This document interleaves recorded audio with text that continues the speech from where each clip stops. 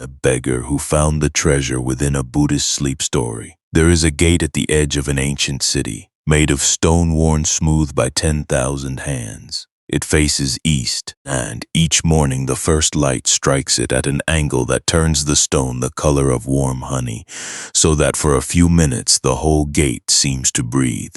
Most people who pass through it never notice this. They are already thinking about where they are going. One person notices every morning without fail. She sits just to the left of the gate's shadow, on a piece of cloth so old it has stopped having a color.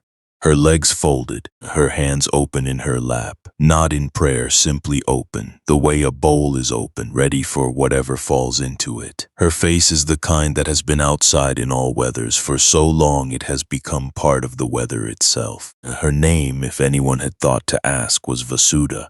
No one asked. She had not always sat here. There was a time when she lived in a small house with a roof that did not leak, a floor she swept every morning, a lamp she lit each evening at the same hour, and a husband who came home smelling of wood shavings because he worked with his hands and was proud of what they could make. That life ended the way lives end, suddenly, completely, in a way she no longer needed to revisit in detail because the remembering had long since worn smooth like the stone of the gate. What remained from it was not sharp grief but something quieter. Dukkha, a Pali word for the subtle, constant wrongness of a wheel turning slightly off its axle. The cart still moves, but there is always, underneath everything, that grinding and... Every morning a merchant named Govinda walked through the gate, his servants calling his name ahead of him to clear the road, a small bronze bell at his waist ringing with each step, a sound like a question asked over and over. Is this enough? Is this enough? Is this enough? He never once looked at her, not from cruelty, simply because people see what they are already looking for, and he was looking toward his warehouses and his ships and the particular comfort of numbers that only ever grow. She watched him pass without bitterness. She had carried bitterness once, the way you carry a hot coal in a closed fist, certain that one day the throwing of it would matter. And then years ago her hand had simply opened. Not from forgiveness exactly, from exhaustion. The coal fell. Her palm, she discovered, was not burned. Or it was burned, but the burn was old, and old burns become part of the skin. You stop calling them wounds. You start calling them texture, proof that you survived something. A boy named Rohana, 8 or 9 years old, with a gap in his front teeth that gave his words a small whistle, sometimes appeared at mid-morning with no reason for being at the gate, except that children rarely need a reason for anything. He brought her things, a smooth river stone, a green feather with a rust-colored tip, and once memorably a mango so ripe it had gone soft at the stem. For you, he said, holding it out with both hands, the way you offer something sacred. She took it the same way. This was how she understood respect. Not as a relation between equals, but as a quality of attention. He had given her the mango fully, and so the mango held something that had nothing to do with mangoes. She ate it slowly, noticing everything, the smell, the weight, the way sweetness arrived in layers. Sharp first, and then deep, and then something at the very back of the tongue with no name, something like the world quietly saying, yes, you still here. This was meditation, though she had no word for it, not sitting with eyes closed, simply noticing, fully, without hurry. She kept the pit afterward, cleaned and dry in the fold of her cloth. There was also, in those years before Ananda Kirti's arrival, an old man named Pingia, who sat at the opposite side of the gate's shadow, weaving small baskets from reeds he gathered himself along the riverbank each morning before the heat made such gathering uncomfortable. None.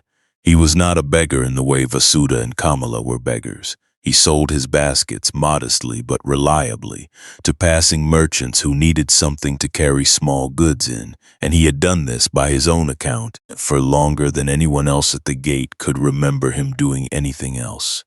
He and Vasudha rarely spoke, the way that two people who occupy the same space for years sometimes settle into a comfortable wordlessness that requires no explanation and causes no offense. But she watched him work across those years with the same attention she brought to everything else at the gate, his fingers moving through the reed strands with an economy of motion that suggested decades of practice had long since removed any wasted gesture, each basket emerging from his hands in roughly the same span of time regardless of the day's heat or his own evident fatigue, as though the weaving itself had become, for him, a kind of breathing that continued regardless of circumstance. Once, during a particularly difficult stretch of the hot season, when even the act of sitting upright felt like an effort scarcely worth sustaining, she had asked him, one of their rare exchanges, how he managed to keep his hands so steady through the heat that left everyone else at the gate listless and short-tempered.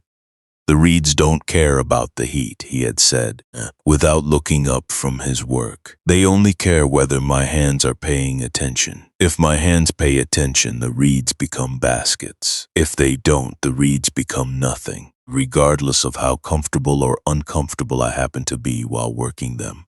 So I have learned over many years to let my hands attend to the reeds and to let everything else, the heat, the discomfort, the various complaints my body would otherwise be making, simply continue happening in the background, unattended to, because attending to it accomplishes nothing except making the basket take longer." And she had thought of this exchange many times in the years since, recognizing in Pingia's simple practical wisdom, arrived at, she suspected, without any formal contemplative training whatsoever, and simply through decades of repetitive manual labor, something remarkably similar to what Kasapa would later teach her more formally in the forest about virya, the effort that moves with exactly the force the shape of things requires, neither forcing nor withholding. Pingia died during her years at the gate, though not dramatically, not in the way Kamala's death would later mark something for her. He simply did not appear one morning, and word eventually reached the gate, through the slow channels by which such news traveled, that he had died peacefully in his sleep, in the small room he rented above a potter's shop, his last completed basket still sitting on the table beside his sleeping mat, finished the evening before with no indication, none, visible to anyone, that it would be his final work. She thought of him sometimes in her later years of walking, whenever she encountered someone whose skill had clearly been earned through decades of patient, unglamorous repetition, rather than through any dramatic insight or formal teaching. Sona the blind weaver, certainly, but also countless others along her road whose hands had simply learned, through sheer accumulated practice, not to attend fully to whatever task occupied them, regardless of what their bodies or their circumstances happened to be complaining about in the background. Pingia had never asked her the question Ananda Kirti would eventually ask, never spoken of dukkha or anicca or any of the formal teachings she would later learn to name. But he had demonstrated daily, across years of quiet basket weaving beside her own quiet begging on, something that she came to understand much later as its own complete expression of the same underlying truth, that attention, properly directed, transforms whatever it touches on, regardless of the surrounding circumstances, comfort or discomfort, regardless of whether the person extending that attention has any formal name for what they're doing or any audience to witness them doing it. It was on an evening not long after one of Rohana's visits that the monk arrived. She saw him before she heard him. Old in the way that is not frailty but consolidation, as though everything unnecessary in him had long since fallen away, leaving only the essential, walking slowly with a begging bowl under one arm. His eyes were clouded the way old eyes sometimes are, seeing the world through something like gauze, soft and luminous. He stopped in front of her, said nothing for a long moment, and then sat down. Not carefully, the way someone unsteady sits, but deliberately, the way someone sits who has chosen this exact spot and intends to be fully present in it. They sat together a long while without speaking, two people at a gate in the gold-going light. There was In that silence, the particular relief of not having to perform the fact of your own existence, the relief you feel only in the presence of someone you do not need to explain yourself to. When he finally spoke, his voice was low, unhurried, each word set down the way you set down something with weight. The teaching of metta, he said, loving kindness, the deliberate extension of goodwill outward, like rings from a stone dropped into still water, does not begin with loving others. It begins with a single question. Do you know the question? She shook her head. What is already here inside you, he said, that has never once been taken. She did not answer. The question went all the way in, past the part of her that wanted to seem wise, down to the part that simply did not know and was willing to admit it. He did not seem to need an answer. He nodded as if her silence were itself sufficient. And then, after a while, he rose and continued on his way without telling her his name. She learned later, and from others who had met him on the road, that he was called Ananda Kirti. She did not sleep that night. She turned the question over the way you turn a river stone in your hand, feeling for its smoothest side, its hidden color. And she was still turning it when the dawn light came back through the gate and warmed the stone honey-colored again. And she understood, without being able to say how, that he would return, and that when he did, something would be different. Not the world. The world would be exactly the same. Something inside it. It would be easy, hearing this, to think her story has nothing to do with yours, that her circumstances, her losses, her gate belong to a different life entirely. But the same year Ananda Kirti sat in her dust, the Emperor Ashoka, though dead 4 centuries by then, had already written, on stone pillars erected across the breadth of his empire, that the greatest conquest a person can achieve is not of land or armies, but of one's own anger, one's own fear. He had built the largest empire in the world and concluded that the only territory worth ruling was the one inside himself, the one with no borders, the one no invading army could ever take. Vasudha knew nothing of Ashoka, but she was beginning in her own way and at her own pace to discover the same ground he had pointed to in stone. 3 places down from her at the gate sat a woman named Kamala, older than Vasudha by 20 years, with a face that had once been beautiful and now wore its age the way old wood wears its grain. The beauty still visible, only deepened, only legible to those who knew how to look. And Kamala had been at the gate longer than anyone could remember, and she carried herself with the plain dignity of someone who has decided dignity does not depend on circumstance. She thanked the people who gave to her, did not resent the ones who didn't. They will not remember my face, she had told Vasudha once on a monsoon evening that turned the whole world into a kind of private room. But I will remember theirs. That is enough. Kamala had begun in recent weeks to cough, the kind of cough that starts small and grows the way a crack in old plaster grows, slowly and then all at once. An old physician named Jivaka, who came to the gate once a week to offer what care he could to those who had no way to pay for it, had examined her and said something quietly that she had not repeated to anyone. But Vasudha had seen his face as he walked away, and faces she had learned from years of watching the world at eye level do not lie when they believe no one is watching. There was also a habit of King Bimbisara, who ruled the city, that puzzled her. And once a month he walked the streets alone, without escort, in clothes as plain as a king's clothes can be, simply looking at what his kingdom actually contained. Not the palace, not the treasury, but the wells, the streets, the gate. When he passed the people sitting in the dust, he did not look away the way most did. He looked directly, and sometimes briefly. His face would break open the way a seed casing breaks when what is inside can no longer be contained. He would weep just for a second and then compose himself and walk on. She never understood why a king would weep at a beggar's gate. The answer would come eventually, in its own time, the way the most important answers always do. 4 days after Ananda Kirti first sat beside her, Kamala died. She died at dawn, in the old understanding, a good hour for it, when the boundary between night and day is thin enough that whatever needs to pass through can pass more easily. In her last hours, she had grown very still, her breathing slow, her face doing the thing faces do near the end, releasing one by one every expression it had held across a lifetime, until what remained was something simpler than anything Vasudha had seen in that face before. She did not weep. She had moved over the years, past the weeping that comes from shock, had not yet reached. Did not know if she ever would. The weeping that comes from a fullness so complete it has nowhere to go but water. What she felt instead was stillness meeting stillness. One body breathing, one not, and between them the ordinary morning arriving without comment. Just before the end, Kamala had turned her head with enormous effort and whispered 2 words, "And." Vasudha leaned close enough to feel what warmth was left and heard them clearly, "Still here."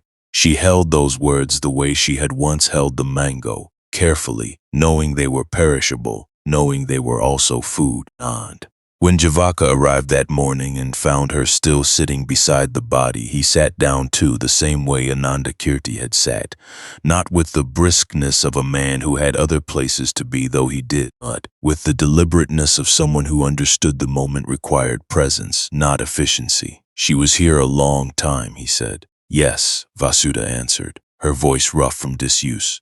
"Did she speak at the end?" "2 words, Vasudha said. She said, 'Still here.'" Javaka was quiet, and then he said, "That is exactly right. Still here, an act of defiance and an act of surrender at once. The defiance, I was real, I existed. I cannot simply be erased by the fact of dying. The surrender, not fighting, not afraid, not holding on, just present all the way to the edge." There is an old story recorded in the Milindapanha of a dialogue between a Greek king named Milinda and a monk named Nagasena. The king asks with real curiosity and no trick in his question, "Where does virtue live? Where does wisdom live? Show me the place, draw me the map." Nagasena lifts a lamp and asks in return, "Where does this flame live?" And when the king says it lives in the lamp, Nagasena lights 100 other lamps from that single flame and asks, "Does it divide now?" "None." "Does it live in all of them at once, or only partly in each?" The king has no answer. The nature of virtue, Nagasena tells him, is not a location. It is a nature, like the nature of fire. It does not divide when it is shared. It does not diminish when it is given. It is only ever completely itself, passed from one lamp to the next without ever once being less. What Kamala had given Vasudha that morning was something like this. A flame she had not known was burning until the moment it was handed to her. The city moved on around them. A dog that approached and judged the moment to require distance. A child called away from the gate by a voice in the market. The light climbing slowly past noon. Jivaka eventually rose and went to attend to others, because care is most useful when it does not exhaust itself in one place. Vasudha stayed. There was nowhere else she needed to be, and sometimes the only thing you can give someone who has died is your unhurried presence with the fact of it. Just this, just here, just now. If you can give that, you have given everything. It was that same day, after the body had been taken, and the proper rites performed by those whose task it was, that she noticed something at the base of the gate stone she had not seen before in all her years of sitting there. Low where the stone met the earth, half buried under moss and dust, was a small carved lotus, crude, uneven, one petal shorter than the others, the stem slightly crooked, the work of a hand untrained in carving but unmistakable in its intention. Someone had placed it there deliberately, exactly at the height and angle of a person sitting where she sat.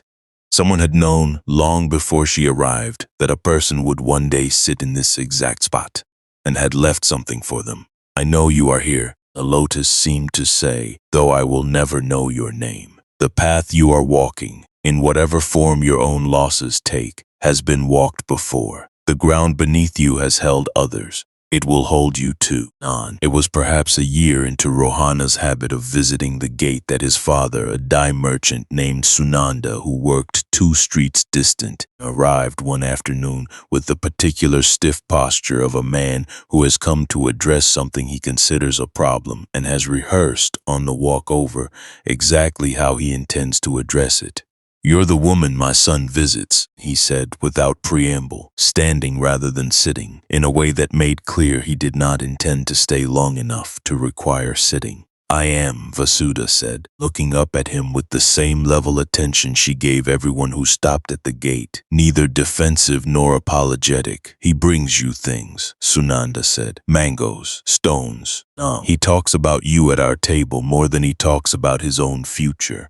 Which concerns me, because I have plans for that boy that do not include time spent at a beggar's gate, however well-intentioned his visits might be." Vasudha absorbed this without offense, recognizing in his stiff posture and careful words the particular fear of a father who has built, through considerable effort, a stable life for his family, and is now watching his son drawn towards something he cannot categorize, cannot control, and therefore cannot help but view as a threat to everything he has worked to secure. "What would you like me to do?" she asked simply. Sunanda seemed momentarily thrown by the directness of the question, as though he had expected either defensiveness or capitulation, and had not prepared for genuine, undefended curiosity about his actual wishes. He began, and then stopped, recalculating. "I would like you to discourage him from coming here," he said finally. "Tell him you're too busy. Tell him beggars don't need company from merchants' sons. Tell him whatever you need to tell him to redirect his attention toward his studies and the trade he will someday inherit from me." Vasudha considered this request with the same unhurried care she gave most requests, weighing not just its content but the fear beneath it, which she recognized as entirely reasonable, even if the proposed solution did not seem, to her, likely to achieve what he actually wanted. "I won't lie to him," she said. "I think he would know if I did, and I think the knowing would damage something between you and him more than my honesty ever could. But I will tell you what I think is actually happening here if you're willing to hear it, and you can decide for yourself whether it changes anything." Sunanda, somewhat to his own visible surprise, nodded. "Your son is curious," she said, "about a way of paying attention to the world that he does not encounter at your dye shop or in his lessons.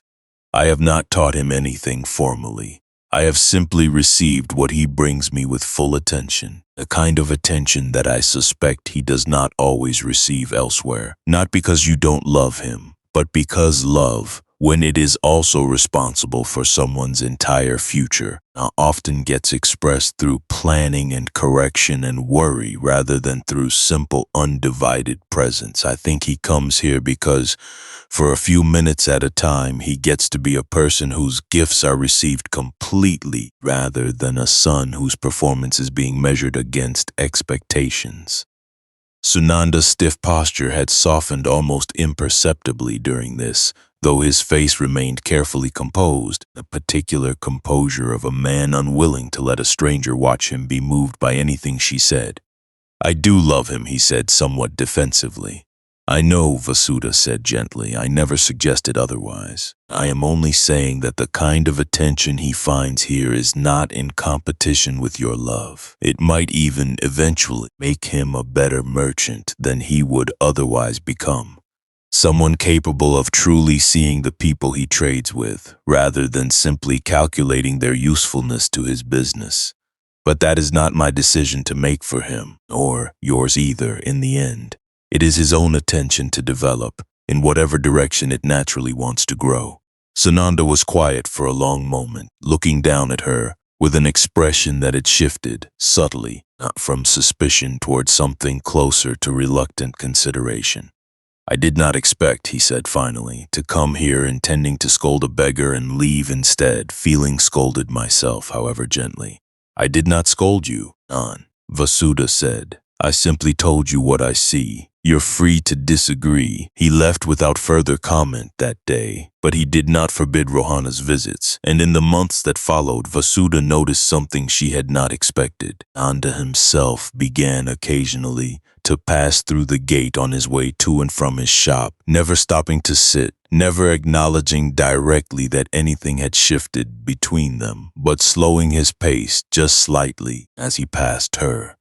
The way a man slows when walking past something he has decided, against his own earlier judgment. that he does not need to fear after all. Years later, after she had left the gate entirely, and Rohana had grown into the quiet merchant who would one day welcome a stranger with a sleeping child into the same dust his own father had once stood in suspiciously, she would learn, through the slow, indirect channels by which news travels along roads connecting distant cities, that Sunanda had spoken of her in his own final years to his grandchildren, not telling them about a beggar woman who had once taught him, without ever intending to teach him anything. That attention given freely to a child does not compete with a parent's careful planning for that child's future. Odd that the two things, properly understood, are not opposites at all, but simply two different expressions of the same underlying care, arriving through different doors. The way Sona's blind weaving and Vasuda's open-eyed watching had, in their own conversation in the forest, turned out to be the same room reached by different paths. None. There were seasons at the gate that asked nothing of her except endurance, and she learned, across the years before Ananda Kirti's arrival, to recognize the particular character each season brought, not merely to the weather, but to the quality of attention the city itself seemed capable of extending toward those who sat in its dust. The hot season arrived first in her memory of any given year, not because it came earliest on the calendar, but because its intensity made it impossible to ignore, even in recollection. The air during those months grew thick and still by mid-morning, and the stone of the gate, which would later release such gentle warmth in the evenings of gentler seasons, became during the hot months almost unbearable to sit near, radiating heat absorbed from a sun that seemed during those weeks not personally offended by the existence of shade. She learned during her early hot seasons at the gate to move with the sun's progress, shifting her small piece of cloth from one side of the gate's shadow to the other as the day wore on, chasing the thin available relief the way a plant turns its leaves to track available light without ever quite catching up to it. The merchants moved faster during the hot season, their faces tighter, their tempers shorter, the small daily transactions of the marketplace conducted with an edge of irritation that the cooler seasons softened considerably. And she received fewer gifts during these months, not because people grew less generous, but because the heat itself seemed to compress generosity into something more effortful and requiring a deliberate act of will that fewer people were prepared to extend on top of everything else the season already demanded of them. And yet it was during one particularly brutal stretch of the hot season, years before she had ever heard of Ananda Kirti or watched Kamala's final breath leave her, that Vasuda first articulated to herself, without quite having words sophisticated enough to capture what she meant, the basic shape of the practice that would eventually define the whole of her life at the gate. She remembered sitting through an afternoon so hot that even the dust seemed to shimmer, watching heat distort the air above the road into something almost liquid, and feeling, instead of the despair such conditions might reasonably produce, something closer to fascination, a simple, wordless absorption in the specific quality of that particular kind of suffering, observed rather than merely endured.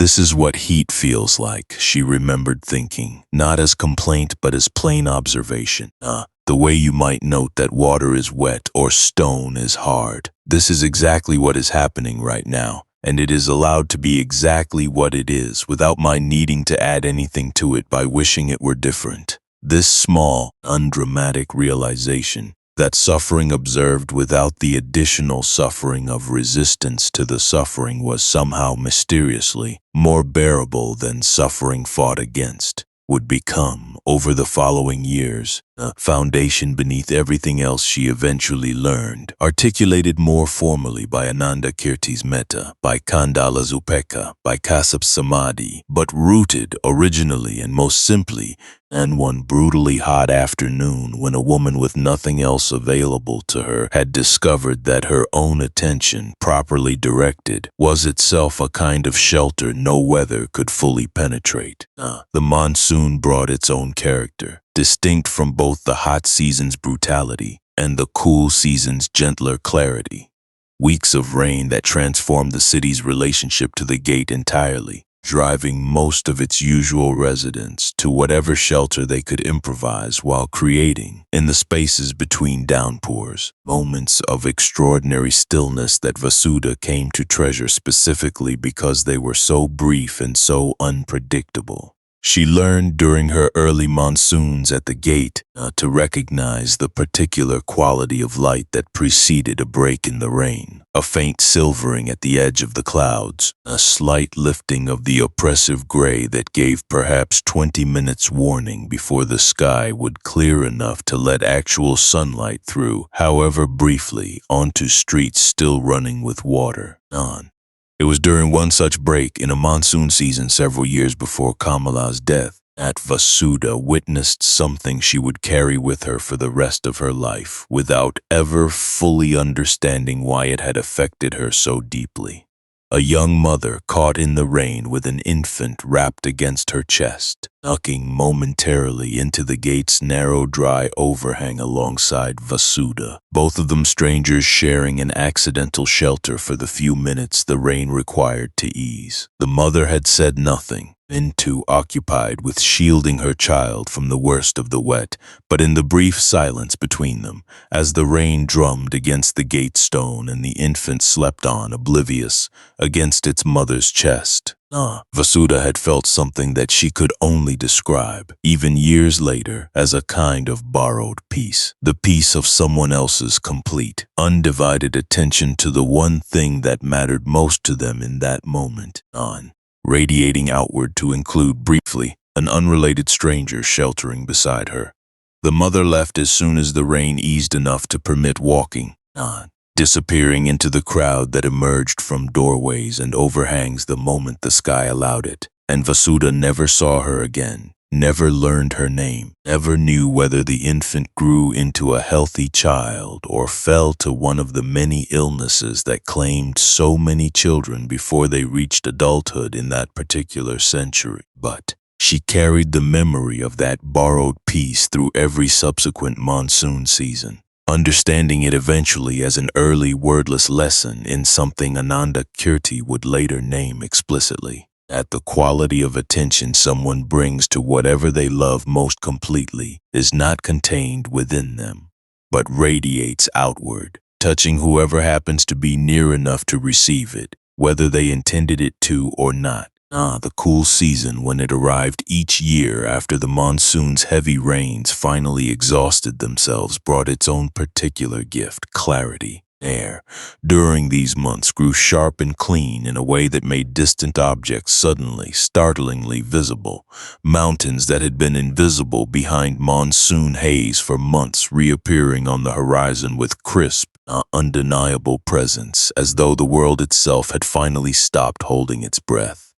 The gate stone during the cool season mornings held its warmth differently than it did during the hot season's relentless heat, gently, generously, the way a good friend holds something for you without making you feel burdensome for needing the holding. It was during the cool seasons that Vasuda did her clearest thinking, the seasonal clarity of the air seeming to extend itself, somehow, into the clarity of her own attention. And it was during a cool season morning, years before any of the events that would eventually define the central shape of her life at the gate, that she first noticed the particular way the early light struck the stone at an angle that turned it, briefly the color of warm honey, the observation that would eventually become the very image through which she would understand her entire practice, though on that first morning of noticing it, she had no way of knowing how central that simple visual fact would become to everything that followed.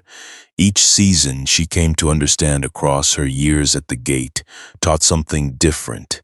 None of the seasons were inherently kinder or crueler than the others. They simply offered different textures of the same fundamental practice, different occasions for the same underlying discipline of attending fully to whatever was actually happening, rather than to some imagined alternative in which the weather or the world behaved more conveniently. The hot season taught endurance without resistance, The monsoon taught the particular grace of borrowed peace, radiating outward from someone else's complete attention. The cool season taught clarity, and the specific, irreplaceable beauty of honey-colored morning light striking ancient stone at exactly the right angle for exactly a few minutes before the ordinary business of the day reasserted itself, and the light moved on to wherever light goes when it is finished for the moment with illuminating any one particular thing. It rained hard the week after Kamala died, not the gentle rain that would come later with Ananda Kirti's return, but a heavy, relentless monsoon rain that turned the road outside the gate into a shallow brown river and sent most of the city's beggars scattering for whatever shelter they could find. Vasudha stayed close to the gate itself, pressed into the narrow, dry space where the stone met the overhanging roof of a merchant's storehouse, and watched the water sheet down the honey-colored stone, turning it the color of rust. A man came through the flooded gate late on the second night of the storm, moving the way old soldiers move, economically with no wasted motion, the gait of someone who learned long ago that energy spent carelessly is energy you might need later and will not have. He was perhaps 60, his left hand missing 2 fingers, a long scar disappearing under the collar of a robe too thin for the weather. He stopped at the edge of her shelter and looked at the narrow, dry space as if calculating something, and she moved over without being asked, making room. He sat without thanking her, which she understood immediately was not rudeness but exhaustion of a particular kind. The exhaustion of a man who has spent so long surviving that the social grace of gratitude has been worn away along with everything else inessential. They sat together, listening to the rain hammer the storehouse roof above them. "You were at the gate when the old woman died," he said eventually. Not a question. He had been somewhere nearby, as she realized, one of the unnoticed figures at the edge of the crowd that gathers. Always, when something significant happens to someone. "Yes," she said. He was quiet for a long time. Then, "I have killed 11 men, not in anger, war. 11 that I am certain of. Perhaps more in the chaos of it, where you cannot always be certain whose blow did what." She did not flinch from this, and he seemed to notice that she didn't, the way Kandala would later notice the same thing about her and be surprised by it. "Why are you telling me this?" she asked. "Because you sat with a dying woman," he said, "and did not run from it. I have spent 30 years running from 11 deaths I was responsible for. I thought perhaps you would know something about not running." She considered this carefully before answering, because the question deserved care. "I don't know how to make it lighter," she said finally. "I don't think that's possible, and I don't think you're asking for that. But I can tell you what I learned from sitting with Kamala." She said 2 words before she died. "Ill here." I have been sitting with those 2 words since, and what I understand now is that the only direction available to anyone, in the end, is toward more presence, not less. Running from what you carry doesn't lighten it. It just means you experience the weight while also exhausting yourself with the running.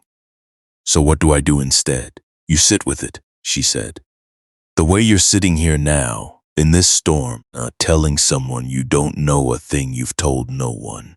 That's not nothing. That's the practice beginning." He was quiet for a long time, long enough that she thought perhaps he had fallen asleep sitting upright, the way exhausted men sometimes do. Then he said, very quietly, their names were Sela and Ratha, and he stopped. He could not, she realized, remember all 11 names. This seemed to undo something in him more thoroughly than the killing itself had.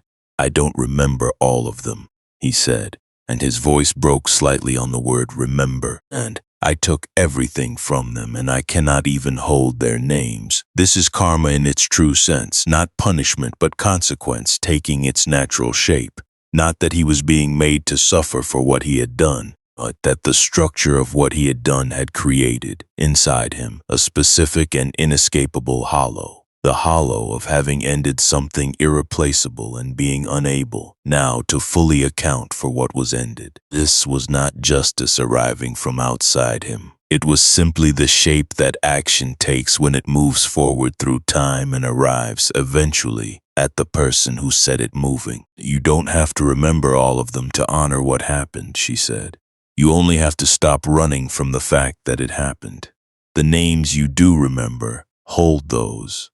Say them sometimes, here, where the gate can hear you. Not the ones you've lost. Let the not remembering be its own kind of grief, instead of something else to hide from. He sat with this through most of the rest of the storm. Near dawn, as the rain began finally to slacken, he said the two names again, Sela and Ratha, quietly like an offering made to no one in particular and everyone at once. Then he stood, his old joints complaining audibly, and looked down at her. Thank you, he said. A gratitude she had expected earlier and not received arrived now late but complete. He left before the sun was fully up, walking the way old soldiers walk, into a city beginning to dry itself out after 3 days of rain. She never learned his name. She never saw him again. But she thought of him sometimes in the years afterward, whenever the question of forgiveness arose in conversations at the gate, not the forgiveness that erases what was done, which she had come to believe was not truly available to anyone, but the other kind, the willingness to stop running long enough to sit with the weight, in the rain, beside a stranger, and say the names you could still remember. Oh, a week after the soldier left her in the thinning rain, a different kind of traveler stopped at the gate, a healer named Mahaka, who moved between villages treating illnesses too minor or too remote for physicians like Jivaka to reach, carrying his small collection of herbs and instruments in a satchel worn soft and dark with years of handling. He had heard, and, traveling the roads between cities, of an old beggar's death at this particular gate, and something in the telling of it secondhand, already smoothed by repetition into something closer to legend than report, had made him curious enough to detour from his usual route. You knew her, he said, settling beside Vasudha without asking permission. The easy familiarity of someone who spends his days entering the private spaces of strangers suffering and has stopped finding the entering remarkable. I did, Vasudha said. They say she spoke 2 words before she died, he said, and they say different things depending on who's telling it. I've heard it was still here. I've heard it was something else entirely. Stories change shape on the road the way water changes shape in a riverbed. Same water, different banks. She said still here, Vasudha confirmed. I was the one who heard it. Mahaka nodded slowly, all satisfied in the particular way of someone collecting accurate information for no purpose beyond the satisfaction of accuracy itself. I treat dying people often, he said. More often than I treat people who will recover. It is the nature of the work out in the smaller villages where there is no one else to call. And I have noticed something over the years that I have never told anyone, because it does not sound like the kind of thing a healer should say. What is it? She asked. The ones who die easiest, he said, are not the ones who suffered least in life. I have watched people who had everything, health, family, and comfort, die in terror, grasping at the air as though they could hold the room still around them. And I have watched people who had nothing, who had suffered in ways I could barely comprehend, die the way a tired person finally lies down after a long day. Something in them had already made peace with letting go, long before the dying itself arrived. I have never understood why this is. I only know I have seen it too many times to call it coincidence. Vasudha thought about this for a long while before answering, turning it the way she turned most things now. Slowly from several angles, the way you turn a stone to see its hidden color. I think, she said finally, that the people who die easily are the ones who already practiced letting go many times before the final letting go arrived. Every loss is a small rehearsal if you let it be one instead of fighting it. The people who fight every loss along the way arrive at the final one having had no practice at all. The people who learn gradually to open their hands, they arrive having already done this many times in smaller ways. The dying is just the last and largest version of something they already know how to do. Mahaka was quiet, absorbing this with the careful attention of a man accustomed to gathering information that might prove useful later in some village beside some other dying stranger. Open hands, he repeated softly, as if testing the phrase's weight. He stayed only that one evening, departing before dawn the next morning to continue toward whatever village needed him next. But before he left, he did something unexpected. He knelt, briefly, at the base of the gate and pressed his own palm flat against the stone, near where the carved lotus would later be discovered by Vasudha herself, though it had not yet been left there, or perhaps had been left there long before and simply not yet found. For the dying, he said, by way of explanation, standing again. Whoever they are, wherever they are, a small thing, it doesn't change anything. I like to remember them in places that will outlast me. Then he was gone, walking the road north with his soft, dark satchel, and Vasudha sat for a long while afterward with her own palm against the same stone, thinking of all the people whose final letting go she would never witness, whose names she would never know, and finding in that thought not sorrow exactly, but something more like the quiet solidarity of one stone among many, all of them worn smooth by the same patient passage of hands. In the cool season, some months before her departure from the gate at Rajagaha, a man arrived who would test something in Vasudha that none of her previous visitors had managed to test, not through hostility exactly, but through a kind of competing claim to the same territory she had quietly occupied for years. His name was Devala, and he announced himself the moment he sat down across from her rather than beside her, as a teacher in his own right, having studied for a decade under a renowned forest master before setting out on his own to share what he had learned. He was younger than Ananda Kirti, vigorous where the old monk had been gentle, and he carried himself with the particular confidence of someone who has been told, by people whose opinions he trusts, that he possesses a gift for teaching. "I have heard of you," he said by way of introduction. "No. Travelers speak of a woman at this gate who has helped many people with simple, direct counsel. I confess I was curious to meet you, partly to learn from you, and partly, I admit honestly, test whether what travelers report matches what I would find for myself." Vasudha received this with the same even attention she extended to everyone who arrived at her gate, though she noted with some private amusement the unusual directness of his stated intention to test her. Most visitors arrived with their skepticism disguised even from themselves as simple curiosity. "What would you like to test?" she asked. "I have studied formally," he said. "I know the texts, the structured paths, the careful progressions through which a teacher guides a student from confusion toward clarity. You, as I understand it, have no such formal training. You sat here, lost everything, and somehow arrived at insights that people travel considerable distances to receive. I want to understand whether what you offer is genuine wisdom, comparable to what formal training produces, or whether it is something else, perhaps valuable in its own way, but fundamentally different from what a properly trained teacher can offer." "This is a fair question," Vasudha said. I don't think I can answer it for you in the way you might want. I have no formal training, this is true. I learned what I learned through years of sitting with loss, with strangers' grief, with my own confusion, without any teacher guiding me through a structured progression. I cannot tell you whether this makes what I offer better or worse than what you offer. I can only tell you that it is what I actually have to offer, having lived it rather than having studied it. Devala considered this, his confident posture softening slightly into something more genuinely curious. "Let me propose something," he said. "There is a young man in the village just south of here. I passed through it on my way to this gate, who has been struggling, by all accounts, with a question that neither his family nor the local physician has been able to help him resolve. His wife died in childbirth 6 months ago, along with the child, and he has been since then able to find his way back to any kind of functioning life. I intended to visit him myself to offer what guidance I could from my formal training. Would you be willing to accompany me?" so that we might both offer what we have, and the young man himself might judge which approach, if either, actually helps him.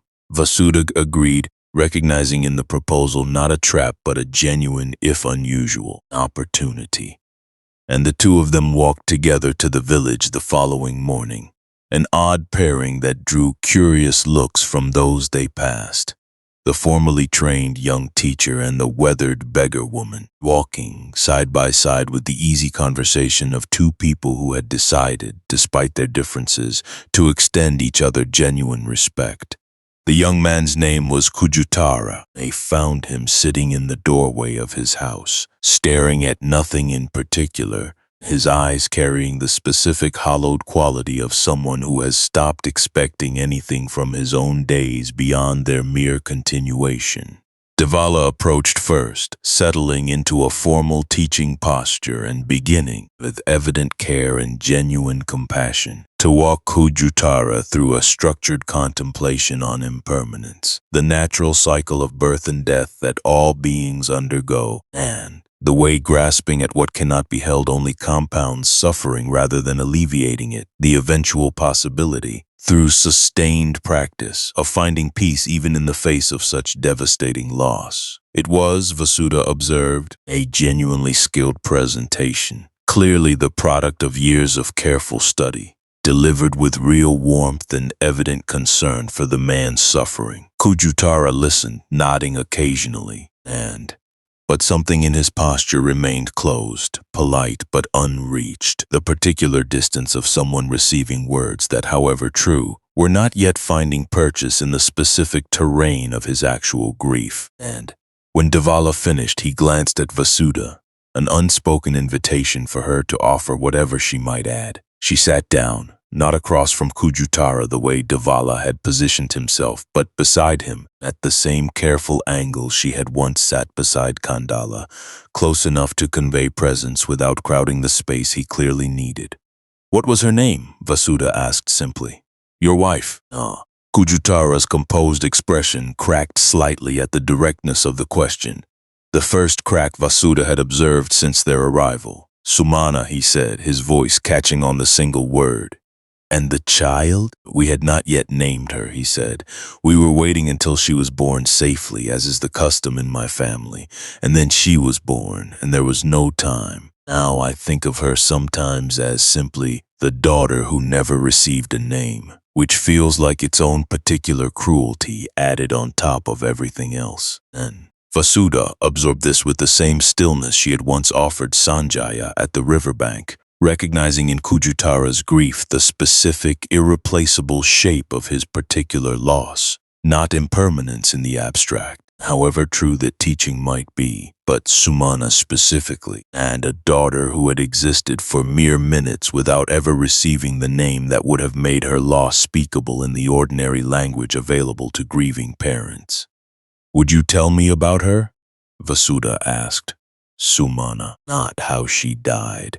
Who she was before that." Kujutara was quiet for a long moment, and then haltingly at first, and then with increasing fluency, as though a long-damaged channel had finally found an opening. He began to speak. About Sumana's laugh, about her habit of singing while she cooked, about the particular way she had organized their small garden according to a system only she fully understood, about the morning she had told him she was pregnant and the joy that had filled their small house for the better part of a year before everything had gone so terribly wrong. Vasudha listened to all of it with full attention, asking occasional gentle questions that drew out further detail rather than redirecting him toward any larger lesson. And Devala, to his credit, sat quietly throughout, watching this unfold with the particular attentiveness of someone genuinely curious about a method different from his own, rather than someone defending territory. When Kujutara finally fell silent, having talked for the better part of an hour about a woman he had not been permitted, by the careful tact of everyone around him, to discuss so fully since her death, Vasudha said only, "Thank you for telling me about her. She sounds like someone worth having known, even briefly. And your daughter, even without a name, even though she lived only minutes, she was real. She existed. You held her, I imagine, even if only for those few minutes. I did, Kujutara said, his voice thick now with tears he had apparently not permitted himself since the original loss. Then she is not simply the daughter who never received a name, Vasuda said gently. She is the daughter her father held, even for those few minutes, with everything he had to give her in that brief time. That is not nothing. That might, in fact, be everything a person can actually offer another person, regardless of how long they're given to offer it. Kujutara wept then, fully, for the first time since the funeral, and Vasuda sat with him through it, not attempting to soothe or redirect the weeping but simply remaining present alongside it, the way she had once remained present alongside Kamala's dying and Sanjaya's drowned son's name and so many other griefs across her years of practiced attention. Afterward, walking back toward the gate, Devala was quiet for a long stretch of the road before finally speaking. I gave him true teaching, he said. Everything I told him about impermanence was accurate, drawn directly from texts that have helped countless people across centuries. And yet he did not weep until you asked him her name. I think, Vasuda said carefully, recognizing this as a genuine question rather than mere defensiveness, that both things were necessary, and neither alone would have been sufficient. Your teaching gave him a framework for understanding why such devastating loss happens to people at all, why the universe permits such things in some larger sense. But frameworks, however true, not by themselves release grief that has been held too tightly for too long without anywhere safe to go. He needed, I think, simply to be asked her name, to be given permission to speak about who she actually was, rather than only about the abstract category of loss she now represented to everyone around him who was too careful, too tactful, to ask directly. Devala considered this for the remainder of their walk back to the gate, and when they parted, he said with evident sincerity, I think I have learned something today that 10 years of formal study did not fully teach me. Perhaps the texts and the structured progressions are necessary but not sufficient, and perhaps there is also a kind of knowledge that can only be earned through the specific, unglamorous practice of sitting beside actual suffering people and asking them the simple, direct questions that formal teaching sometimes trains us to consider beneath our dignity to ask. I don't think either approach is complete on its own, Vasuda said.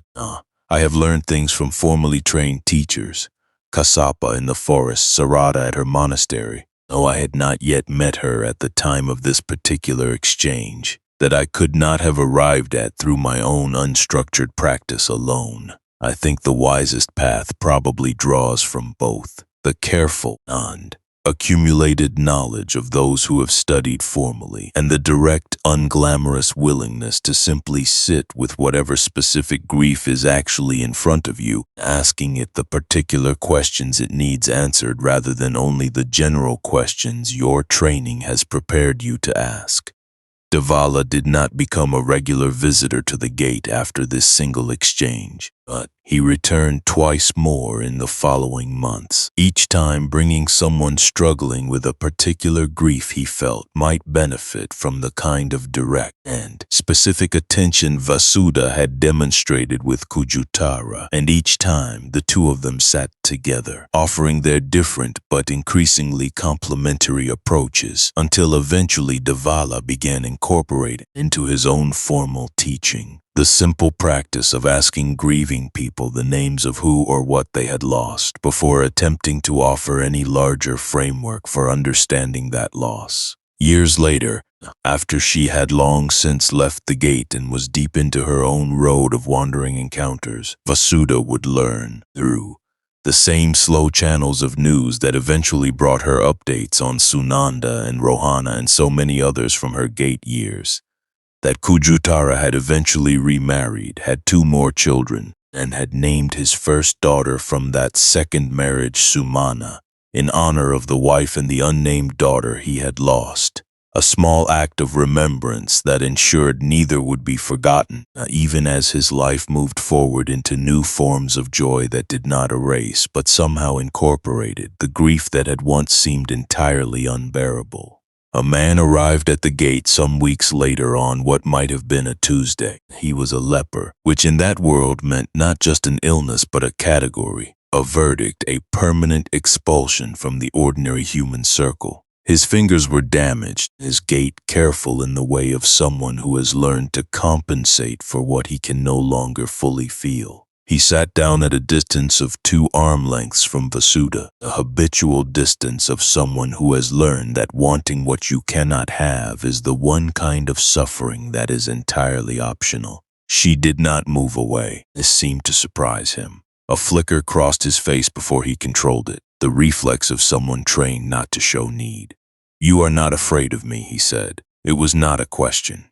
"No," she said. "Why not?" She considered this honestly. "I have lost enough," she said finally, "that I don't have energy left for fear that isn't necessary."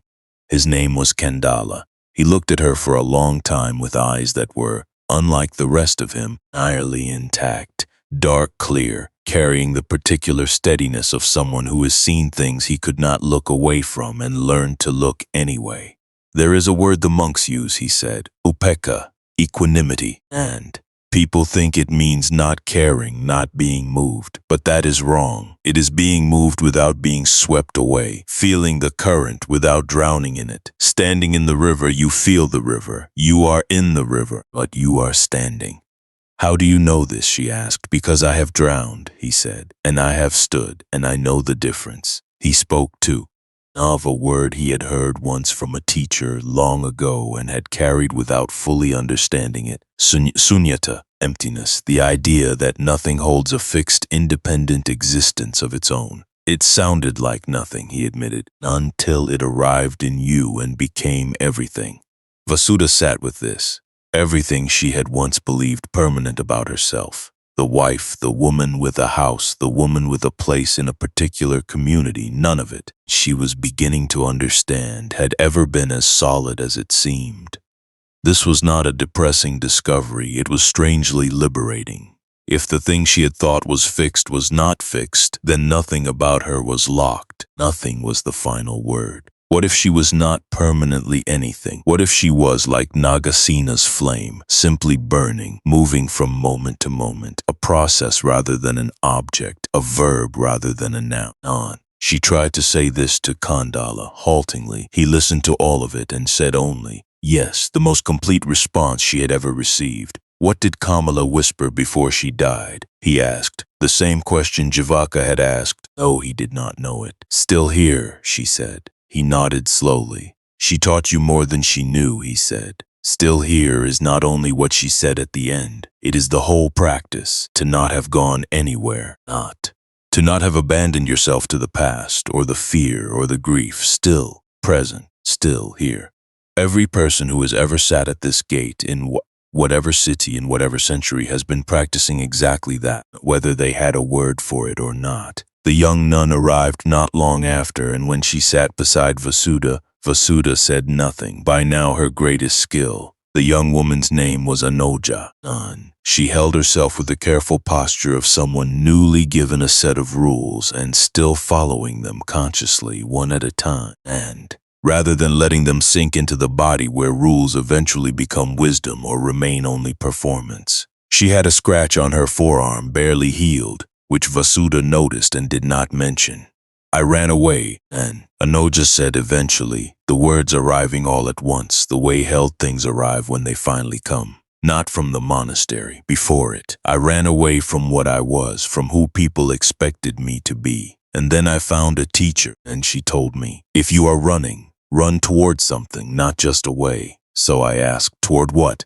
And she said, "Toward the thing in you that doesn't run." "I don't know yet what that is," Anoja admitted.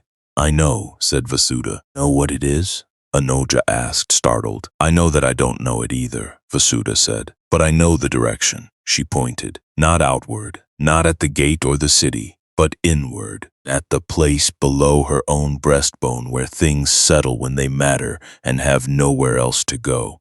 The real reason for Anoja's running, when she finally said it, was a marriage arranged before she was old enough to be asked. And he was not unkind, she said. That was almost the worst part. He was not unkind, and I was not unkind, and we were two people in the same house who were never unkind to each other, and that was all it would ever be. I thought, this cannot be all there is. The scratch on my arm, I fell, running, in the dark.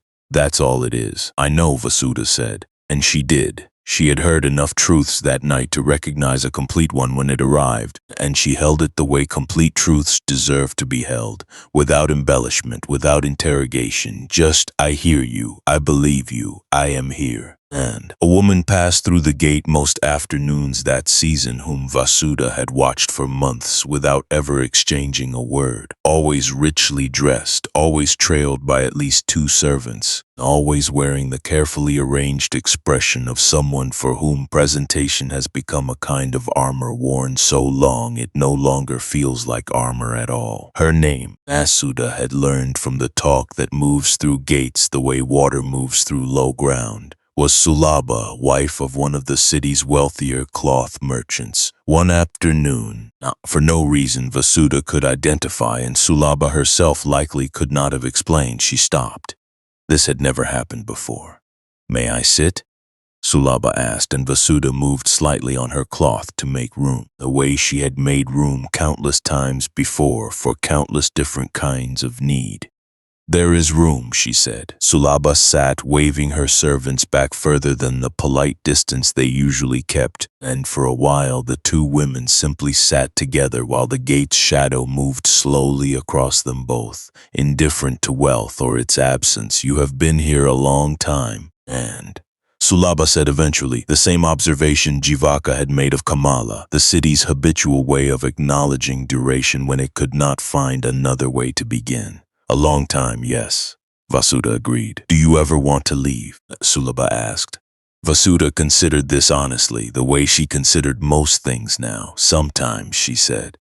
And then I remember that leaving would not change the thing I would be taking with me. Sulabha was quiet for a long moment. Then, very softly, in a voice that seemed to surprise her own ears, I have everything. She did not finish the sentence. She did not need to. And the unfinished sentence carried more than the finished one would have.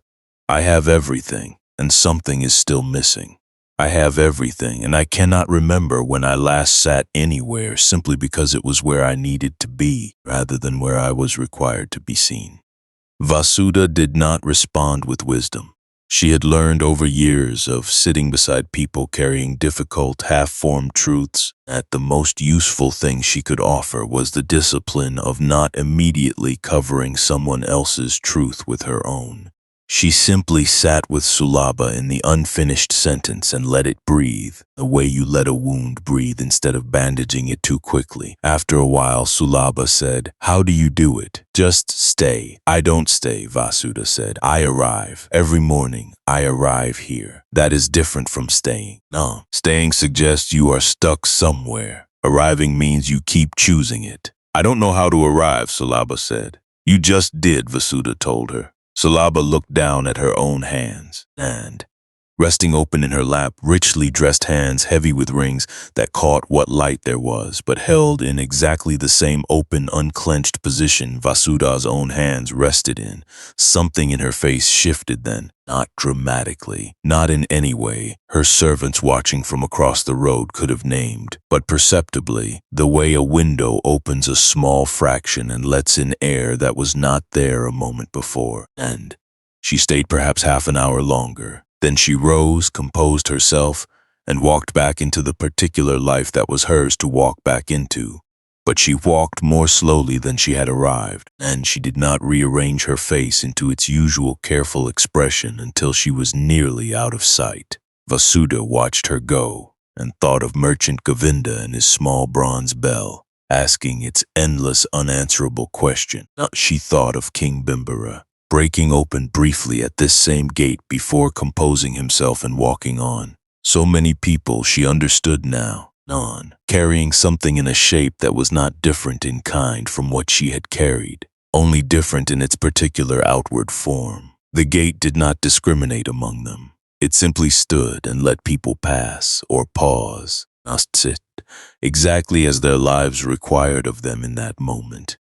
Sulaba came back 3 more times before the season turned, never staying long, never saying much, but sitting each time a little longer than the time before, the way a person learning a new posture practices it gradually in small increments until one day the posture no longer requires conscious effort. Vasuda did not know and would never know whether Sulaba eventually found whatever she had been missing in her abundance, but she understood, watching her walk away each time a little less hurried than before, that something had at least begun, and that beginnings, however small, however invisible to everyone except the person living them, were not nothing. They were, in fact, the whole of what anyone could offer anyone else. Not the arrival itself, but the bare permission to begin arriving. It happened eventually, the thing she had wondered about for so long without expecting an answer. King Bimbisara stopped. He came through the gate on one of his unescorted monthly walks, dressed as plainly as a king's wardrobe allowed, and as he passed the small row of those who sat in the dust, his eyes found Vasuda the way they had found her briefly many times before. And this time, instead of continuing on, he paused, and after a visible moment of some internal deliberation, he sat down across from her, not beside her, but facing her directly, in a way that suggested he wanted to be seen as clearly as he intended to see. You have watched me for years, he said. It was not an accusation. There was something almost relieved in the way he said it, as though naming the long mutual observation finally released some pressure that had built between them across all those unspoken months. I have, she admitted. You have wondered why I weep here sometimes, he said. I have seen you wondering. You are not subtle about your watching, though I don't say that unkindly. Most people who watch a king do so carefully, hiding it. You simply watched the way you'd watch weather. She did not apologize, because she sensed apology was not what he wanted from her. I have wondered, yes, she said simply. He was quiet for a long moment, looking past her at the gate itself, at the stone worn smooth by 10,000 hands that were not his own. My father, he said finally, was also a king. And before he became king, in the years when his own father still ruled, he spent a season disguised as a common traveler, moving through the kingdom he would someday inherit, to see what kind of place it actually was beneath the reports his advisors gave him. He told me once, near the end of his life, that those months changed him more than any single thing that happened to him afterward, including becoming king himself. He paused, and something in his face did the thing she had watched it do so many times before. Breaking open slightly at the edges. He told me about a woman he met at a gate, much like this one, in a much earlier year.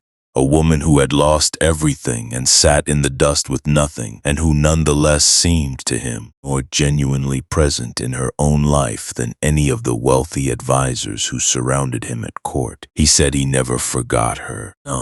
He said that whenever he found himself caught in the particular exhaustion of ruling, the endless calculation, the endless performance of certainty he did not always feel, he would think of her, sitting in her dust with nothing, seeming to need nothing beyond what the moment itself offered.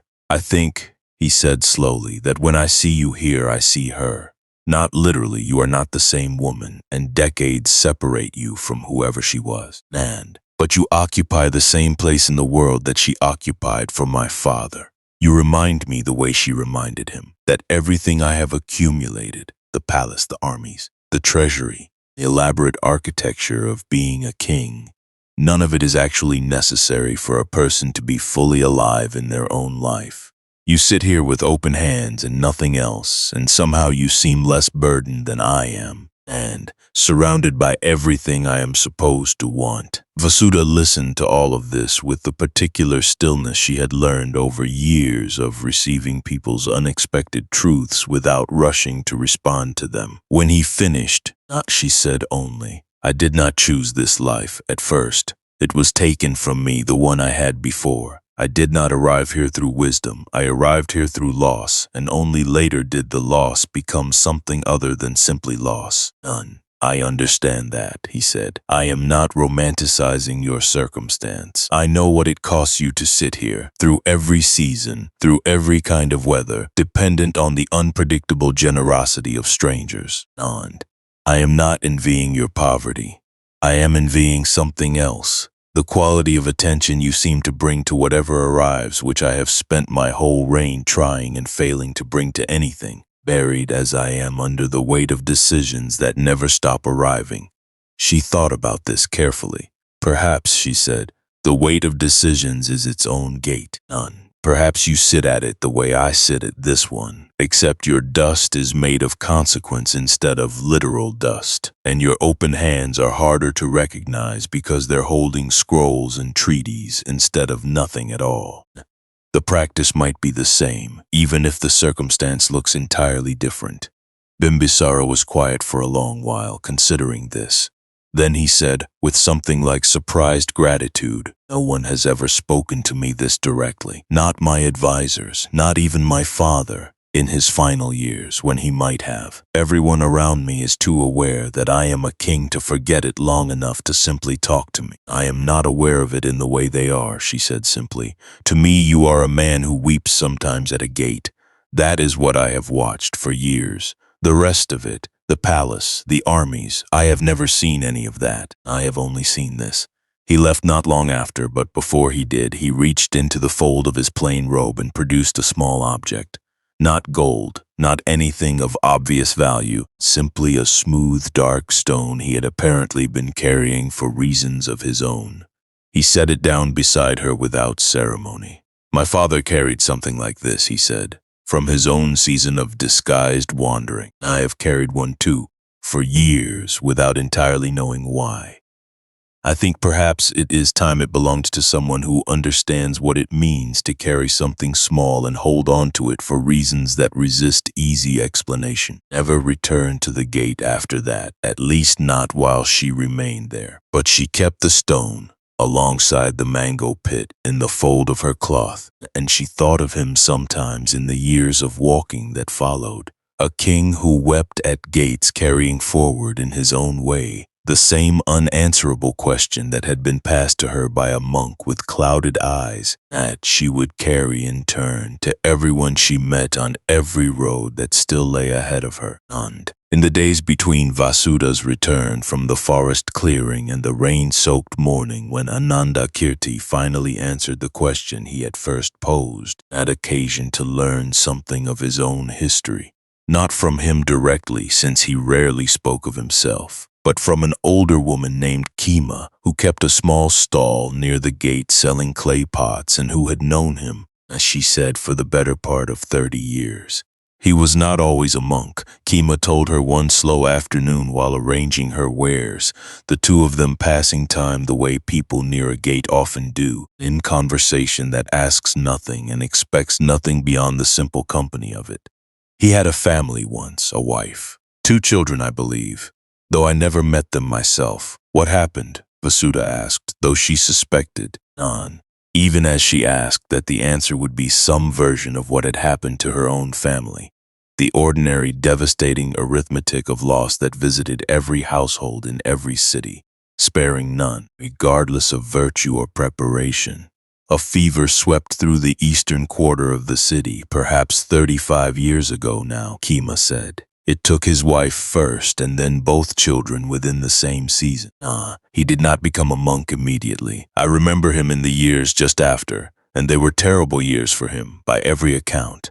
He drank, he fought, he nearly died himself more than once, and from causes that were not entirely accidental, if you understand what I mean. Vasuda understood precisely what she meant, and felt something tighten briefly in her own chest at the thought of it. The old monk with the clouded, gentle eyes, the man who had sat beside her with such unhurried calm, having once moved through a darkness she recognized intimately from her own years of carrying a coal in a closed fist. What changed him? She asked.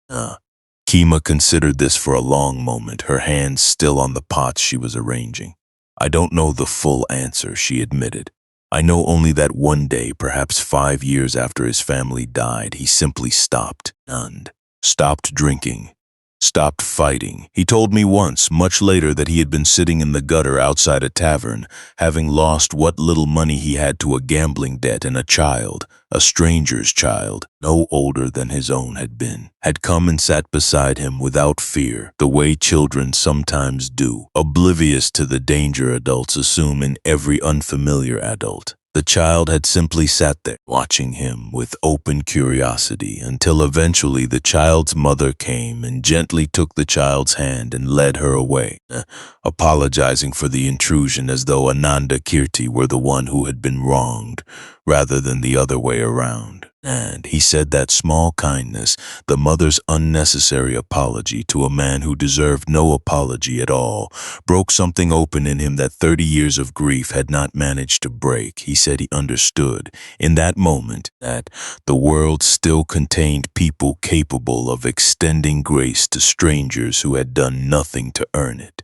and that he wanted desperately to become the kind of person who could extend that same grace to others, rather than remaining the kind of person who needed it extended to him out of pity. He took robes within the year, Kima continued, and he has spent every year since walking, mostly asking the same single question to whoever seems ready to receive it. I have heard him ask it of merchants and beggars, and once, memorably, of a visiting prince who happened to be passing through the city and stopped, out of curiosity, to speak with an old monk sitting at a gate. I do not know how many people he has asked. I only know that he asks it the way other people might offer water to a thirsty traveler, not as a teaching delivered from above, but as a simple necessity he has learned to recognize in others, because he once needed it so desperately himself. Vasudha sat with this new understanding of the man who had upended the quiet architecture of her own life with a single question, feeling something shift in how she held the memory of that first evening. The old monk's unhurried sitting, his clouded, luminous eyes, the question that had entered her without resistance and never fully left. And she understood now that his unhurried calm had not been the calm of someone who had never suffered. It had been the calm of someone who had suffered completely and had found on the other side of that suffering, and something that suffering itself had ultimately made possible, not despite the grief, but somehow, mysteriously through it. This is what is here inside you that has never once been taken, she thought, turning the question back toward its asker for the first time, understanding it now not as an abstraction but as a lived fact she could trace through another person's actual history. The watching that watched his wife and children die. The watching that watched him drown in grief for 5 years. The watching that was still there, unchanged, when a stranger's child sat beside him in a gutter and reminded him, without meaning to, that grace still existed in the world and could still be received by someone who believed himself beyond its reach. She never told Ananda Kirti that she had learned his history from Kima, and did not seem necessary. What mattered was not the facts of his story, but what those facts confirmed about the question he carried.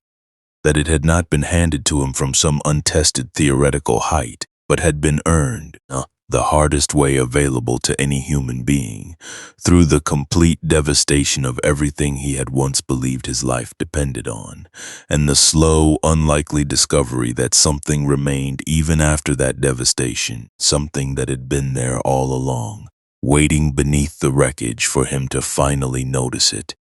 When he returned to the gate some days later, on the morning that smelled of rain, she understood his question differently than she had understood it the first time he asked it. It was not a teacher's question, posed from a position of achieved wisdom, looking down at her unenlightened struggle. And it was a fellow traveler's question, posed from the position of someone who had asked it of himself first, in his own darkest hour, and had received an answer that had saved what remained of his life. He was not teaching her something he had learned secondhand. He was handing her with the same careful, unhurried attention he brought to everything, the exact tool that had once been handed to him, a tool forged, like all the most valuable things, in the specific fire of his own complete loss. Some mornings later, Vasudha left the gate. She did not explain her leaving to anyone because there was no one she owed an explanation to, and because the leaving did not feel like a decision so much as the next step in a direction she had been walking for some time without knowing it. She went east, out the far side of the city, along a road that thinned into a path and then thinned further into nothing more than the space between trees, which is its own kind of guidance. The forest she came to was old enough to have developed something like a disposition, the trees having stood through so many seasons that a particular quality of attention seemed to move through them, slow and patient, transferring itself to anyone still enough for long enough to receive it. And at the edge of a clearing stood a banyan whose aerial roots had descended over centuries into their own trunks until the original tree and its descendants were indistinguishable. One thing that had become many things that were, in some essential sense, still one. A forest monk named Kassapa appeared from behind the farthest root so quietly that she did not see him arrive, simply not there, and then there, with the unannounced presence of someone who has stopped needing to announce himself. "You have been walking toward this place for some time," he said. It was not a question. "I didn't know that was what I was doing," she said. "The best walking usually doesn't," he answered. He sat at the base of the tree and she sat across from him in the clearing, the forest making its quiet sounds around them. Insect, bird, and a woodpecker working a dead trunk with the enthusiasm of someone who has found exactly the right project. He asked her, "What do you want?" The question undid her, not because she lacked wanting, but because she had spent so long practicing, not wanting that she had confused the practice with the goal. Not wanting was never the point. The point was to want from the right place, the deep self rather than the frightened one, what nourishes rather than what merely distracts. "I want to understand what I have been finding," she said finally. "I want to find the rest of it." "The rest of what?" "I don't know yet. That is why I want it." "Samadhi," he said.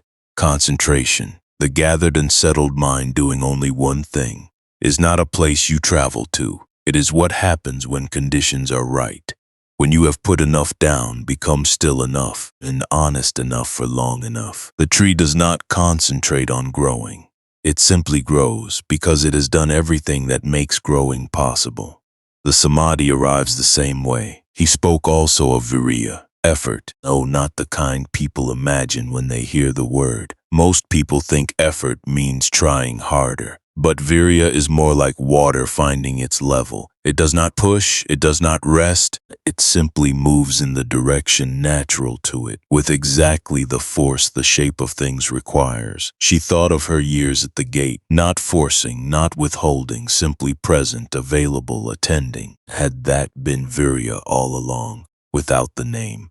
He read something in her expression and said only, "Yes, exactly that." She slept that night at the edge of the clearing, not intending to, but letting sleep come anyway, with the particular gentleness of something that does not require permission. There are moments in a life when the ordinary surface of things briefly becomes transparent, when you glimpse, or feel you glimpse, something that was always underneath, something the surface, in its constant business, had simply been covering. These moments rarely announce themselves as important. A pause on a road, a look back, a quality of light through leaves, and then they pass, the surface seals over again, and life resumes looking exactly as it was, except that it isn't, because you now carry what the moment left behind. She saw him only once, and she had no name that felt adequate for the man she saw walking the road outside a village 2 days from the city. Names like the teacher, the sage of the Sakyas, the Tathagata all seemed both too large and too small for what they were trying to hold. People simply called him the Buddha, the one who woke up. What struck her first was not any aura or marking the later paintings would add. It was that he walked the way a person walks who has nowhere urgent to arrive, because he is already fully here, each footfall complete in itself, each step its own ending and its own beginning. Monks surrounded him, yet there was a natural space around him, the way there is space around any fire because the fire is already whole. She stood at the roadside, uncertain how she had come to be there, following a pull she could not name. He walked. The monks walked. The road continued, and then he paused, not stopped.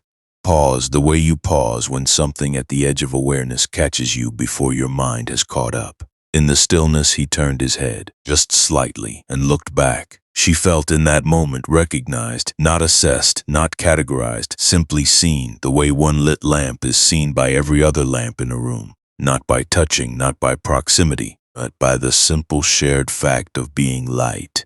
And then he walked on, and the monks walked on, and the road continued. And she stood there in the afternoon, feeling as though she had been handed something she had not known she was missing and could not yet open. Why had he paused? Why had he looked back? She did not know, and she would not know for some time. But she carried the question the way she carried the mango pit, smooth in the fold of her cloth, something to touch without thinking, when the world needed grounding again. And in the village near the edge of the forest where she had glimpsed the awakened one on the road, Vasudha stayed 2 nights before continuing on, sleeping in the shelter of a half-collapsed grain store that the village had stopped using and not yet torn down. It was there on the second evening that a child found her, a girl of perhaps 7. In the particular way of children whose meals are uncertain rather than absent, with dirt ground so deeply into her hands and feet that it had become almost a second skin. The girl did not approach directly. She circled, the way wary animals circle something they are curious about but do not yet trust, coming a little closer each time she passed, until eventually she simply sat down at a distance that felt to Vasudha odd, exactly like the distance Kandala had once kept, the careful 2-arm lengths of someone who has learned that closeness is not always safe to assume. "What is your name?" Vasudha asked, and it seemed the girl was prepared to be spoken to. The girl did not answer for a long time. Then, "I don't have one anymore. My mother called me one thing. The woman who keeps me now calls me something else." I don't answer to either. "Why not?" "Because neither one feels true," the girl said, with the unsettling directness that children sometimes have before the world teaches them to hedge their answers. Vasudha understood this more completely than she might have years earlier, before her own years of sitting at a gate with no name anyone bothered to ask for. "What happened to your mother?" she asked gently. "She died," the girl said, plainly, without performance, the way children often state the largest facts of their lives, not because the facts are small to them, but because they have not yet learned the adult habit of dressing grief in language that softens it for the listener's comfort. "I'm sorry," Vasudha said. The girl shrugged, a gesture that contained more grief than tears might have. "The woman who keeps me now is not unkind," she said. "But she is not anything else either. She feeds me. That is the whole of it." They sat together as the evening deepened, and Vasudha found herself thinking of her own childhood, the ant in the dust, the courtyard, the mother who had buried something and disappeared. And she understood, watching this nameless girl pick at the dirt under one fingernail with the other, that the line between her own losses and this child's was thinner than circumstance alone might suggest. Loss did not require an ancient gate or a husband or a particular dramatic shape. It could be exactly this: aim no longer worn because it no longer fit, a woman who fed you without anything else being offered alongside the feeding. "Can I tell you something I've learned?" Vasudha asked. The girl shrugged again, which Vasudha had come to understand in the brief time she'd known her, meant yes. "You don't need anyone else to give you your name back," Vasudha said. "Not the old one if it doesn't feel true anymore. Not a new one either. Nothing fits yet. There is something in you that doesn't need a name to be real. It was there before either name. It will be there after both are forgotten. You can call it whatever you want whenever you're ready. Or you can simply know it's there, the way you know your own breathing, without needing to name that either." The girl considered this with the particular seriousness of a child deciding whether an adult's words deserve to be kept or discarded. "What do you call yours?" she asked finally. "I don't," Vasuda said. "I just know it's there. It watched me when I was your age, watching an ant in my mother's courtyard. It is watching now while we sit here. It will watch whatever comes next for both of us. That part of you cannot lose its name, not because it never had one to lose." The girl was quiet for a long while, then unexpectedly she reached into the small bag she carried and produced a single, slightly bruised fig, which she held out with both hands. Not the practiced offering of someone taught to be generous, but a clumsy, sincere imitation of an offering she must have seen made there to someone else, and was now trying for the first time herself. "For you," she said, the words slightly uncertain, as though she were testing whether they were the right ones. Vasudha accepted it with both hands, the way Rohana's mango had once been accepted years before and a great distance away, and felt something in her chest settle into a shape she recognized. The Sangha, arriving again in whatever form it chose to arrive in, asking nothing in return for showing up. She left the village the next morning. She never learned what name, if any, the girl eventually chose for herself, or whether the woman who fed her without anything else ever became something more. But she carried the fig's small, bruised weight in her memory, long after she had eaten it, the way she carried the mango pit, the way she carried everything that had ever been given to her with both hands and full attention, which was, she had come to understand, the only way anything worth keeping was ever truly given, known. 2 days after leaving the village where the nameless girl had given her a bruised fig with both uncertain hands, Vasudha came upon a small clearing within the forest itself, not the great clearing with the ancient banyan where Kassapa had taught her of samadhi and virya, but a smaller, humbler space where a blind woman sat weaving, her fingers moving across a simple loom with the unhesitating confidence of decades of practice, producing a length of plain cloth with a rhythm so steady it seemed almost to be breathing on its own. The woman's name, and she told Vasudha once they had exchanged the simple courtesies travelers exchange on forest paths, was Sona, and she had been blind since a childhood fever had taken her sight along with, she said, very little else of consequence. "I have woven cloth in this forest for 40 years, she said. "My hands remember the pattern even when my eyes cannot confirm it. I have come to trust my hands more than I ever trusted my eyes, even before I lost them." Vasudha sat and watched the weaving for a long while, fascinated by the particular quality of attention required.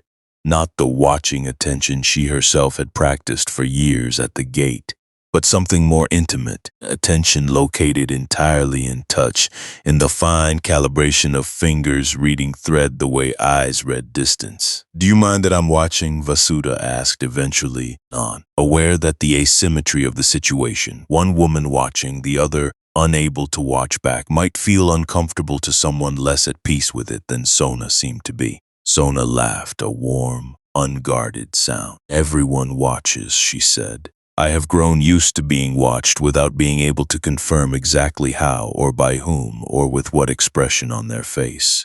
At first this troubled me greatly. I imagined every kind of judgment in the silence of people observing me work. Pity, mostly. Sometimes curiosity disguised as kindness. It took years before I understood that I did not actually need to know what was in their faces. What mattered was what was in my hands, and my hands have never once lied to me the way I imagine sighted people's faces sometimes lie to each other."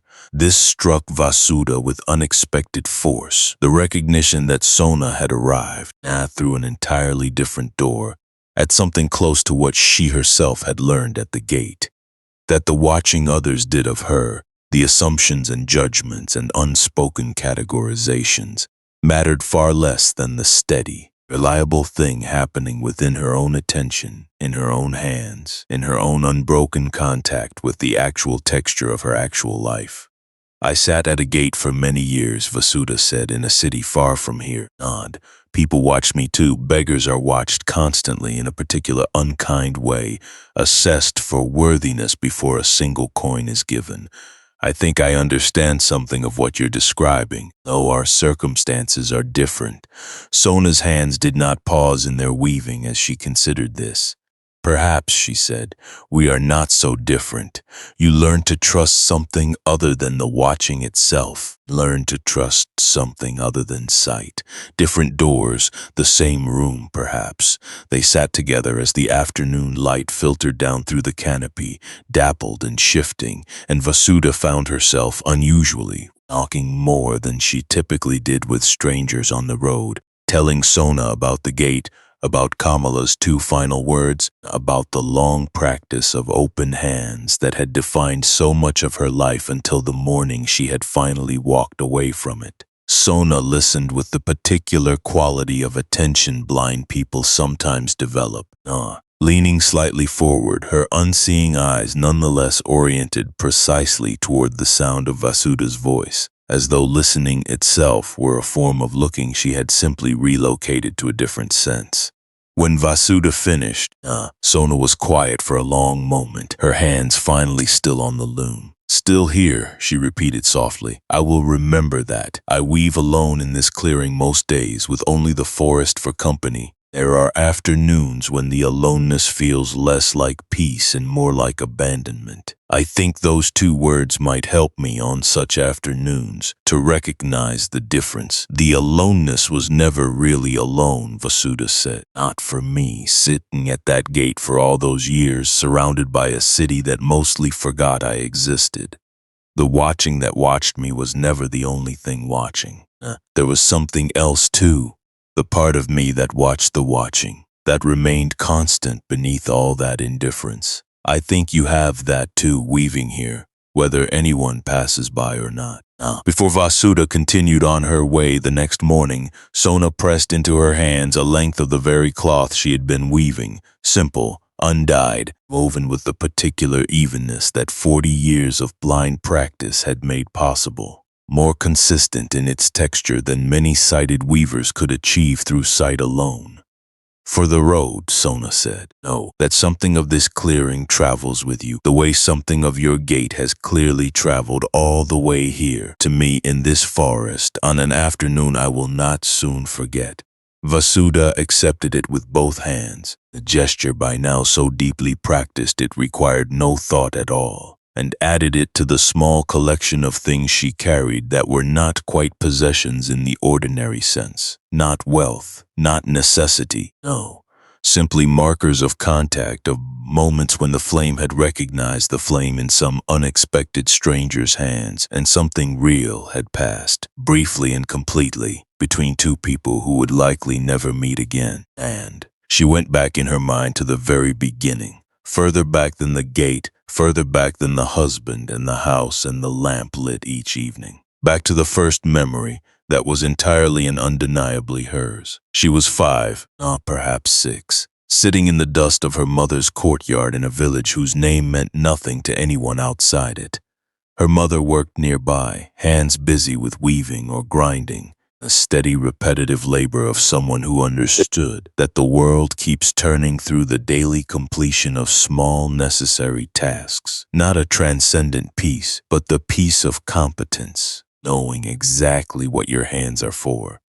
The child she had been was watching an ant, not studying it, simply watching, with the total unhurried attention children bring to small things before they are taught that small things are not worth attending to. The ant carried something twice its own size, moving with absolute confidence in a direction that meant something only to itself. It did not hesitate, did not look around for approval. It simply moved, carrying what it carried, complete. She had loved that ant with the immediate, uncomplicated love children are still capable of, and watching it she had, for one suspended moment, simply been herself. Not the daughter, not the girl in the dust, just the watching itself, just the awareness behind the eyes. Anatta, she would later understand the word to mean, not self. The ant was not performing its own existence, it simply was, and in watching it that fully, she had simply been too. Her mother had done something, the night she disappeared, that Vasuda had never understood until much later. She had gone out into the small courtyard, knelt at the base of the old crooked mango tree, dug into the earth with her own hands, carefully the way someone digs who knows exactly the right spot. She had taken something small from the fold of her robe, wrapped in cloth, and placed it in the ground, covered it again. Then she had pressed both palms flat against the earth for a long time, as if pushing something down, or as if receiving some. The gesture could have been either. Then she went inside, and in the morning the inside was empty. What had she buried? Vasudha had returned to the village once years later and stood at the place where the courtyard had been, the tree older now, thicker, and she had not dug. She had not felt the readiness, or perhaps had simply not yet understood what she was looking for. And you cannot find a thing until you have begun to understand its shape. She understood its shape now. What her mother had buried was not a possession, none. It was a fact. The fact of who she was, stated plainly in whatever private ceremony she had invented for stating it, before the world could take that fact and bend it into something useful or useless or merely ordinary. She had named herself for herself, and placed that naming in the earth the way a seed places itself, not despairing of growth, but understanding that growth requires first going under, requires the dark, requires the steady pressure of soil before anything is ready to rise. What her mother had buried was herself, her essential self, set into the ground the way you place something precious in a safe location when the world above has become uncertain. An act of trust, of faith, the only inheritance she had time left to give. A model of what it looks like to name yourself to yourself and trust that naming to the earth, believing that what is essential in you cannot be destroyed by whatever happens on the surface. Vasudha pressed her own palms flat against the ground at the edge of the forest clearing, the way her mother once had in that courtyard. The earth was cool, real, entirely itself. Through her palms, through the soil, through whatever passes between people and the ground they have lived upon for so many thousands of years, she felt something she could only describe as held. The earth is not indifferent, she understood. It is simply patient. He found her not at the gate where she had returned 2 mornings after leaving the forest, but just past it, on a low wall, separating the road from a courtyard of merchant houses. Nanda. Kirti sat beside her with the same unhurried care he had brought the first time, and for a while they were quiet together while the city woke around them. The morning smelled of rain that had not yet fallen. That particular smell something ancient in the body recognizes before the conscious mind has caught up. Water is coming. What is dry will be wet. What is hard will soften. I have been thinking, she said finally, about the question you asked me. Which question? The only question. He smiled. She felt it more than saw it. What is already here inside you that has never once been taken? Yes, and beyond. She had rehearsed nothing deliberately. A rehearsed answer is one you have pre-approved, and pre-approved answers do not fit through the narrow opening where the true answer lives. She let it come as it came. The watching, she said. The thing that watched the ant when I was 5. The thing that watched Kamala die. The thing that watched the monk pause on the road and look back. The thing that is watching right now that has never once stopped, never once been diminished by anything that happened to the self it was watching through. A long silence passed between them, the city moving and breathing indifferently around its own ordinary business. There is a story recorded in the Mahavamsa, the great chronicle of Sri Lanka, of a monk named Mahinda, son of the Emperor Ashoka, who travels to bring the teaching to a foreign king. Before he teaches anything, he wants to know whether the king's mind is ready to receive it. So he points to a tree and asks, "Is there a mango tree here besides this one and the other mango trees?" The king, paying close attention, answers, "Yes, there are other trees, not mango trees." "And is there a tree," Mahinda asks, "besides the trees that are not mango trees and the mango trees?" The king considers and says, "Yes, there is this one." Mahinda tells him, "You have understood." What the king has grasped is the capacity to see a thing as simply irreducibly itself. Not mango, not mango, but the tree exactly as it is, free of every category laid over it. This is the capacity the teaching asks of anyone willing to receive it. Bodhi, awakening the root of the word Buddha, is not a new belief replacing an old one. It is a different way of seeing, presence to what actually is, and free of the constant overlay of wish and fear and prior conclusion. What Vasudha had built at the gate, across years of watching without expectation, of full attention practiced through loss and silence and open hands, was exactly this kind of seeing. She had never named it. She had not known she was building it, but here it was. The thing that was watching, she said, was never taken because it cannot be taken. None. It is the one who takes and the thing taken at once. It is, she did not have the word, and would never have it, in any language available to her. But Ananda Kirti heard the wordlessness, which was itself the answer, and he nodded. Now, he said, you understand why. He looked back. She breathed slowly. He saw the watching. He recognized what was watching, he said. Through you, from you, in you. The flame recognizes the flame. The teaching, he went on, is not something the Buddha invented. He said so himself many times. I did not create this truth. I found it. It was always here. I simply looked with the right attention for long enough that it revealed itself, and now I am pointing at it. The pointing is not the thing. Do not study my hand. The rain arrived then, gently, without announcement, darkening the gate stone and lifting the smell of wet dust into the air. She turned her face up to it briefly, because rain on skin is one of those small, complete experiences that ask nothing of you but your presence. You asked, she said, what is already here inside me that has never once been taken? She lowered her face. The answer is everything. Ananda Kirti said nothing, which was the only right response because there was nothing left to add. The sentence had already said the whole of it. Everything she had believed lost was, in some essential way, still inside her. The mother, the house, the lamp, the husband, the child in the dust with her aunt. None of it taken, none. All of it changed, yes, but changed is not gone. Changed is only changed. And she was the sum of all of it, including the changing, including the surviving of the changing, including this moment with rain on her face at the gate of a city that had never once known her name. She was Vasudha, she who holds the earth. She had always held it. She had simply not known until now that this was what she had been doing all along. She did not leave at once. Understanding, when it is real, does not stay sealed inside the person who receives it. It moves, looking for somewhere to go, the way light looks for surfaces to touch. She sat at the gate for some weeks more, but the sitting had a different weight now. She was no longer waiting for something to arrive. She was resting in something that had already arrived and was still, quietly, arriving. Rohana came one afternoon older than she remembered. 11 now, perhaps 12. The gap in his teeth the same, but the whistle in his speech changed in pitch, the way a voice changes when a boy is becoming something else. Ed, you look different, he said.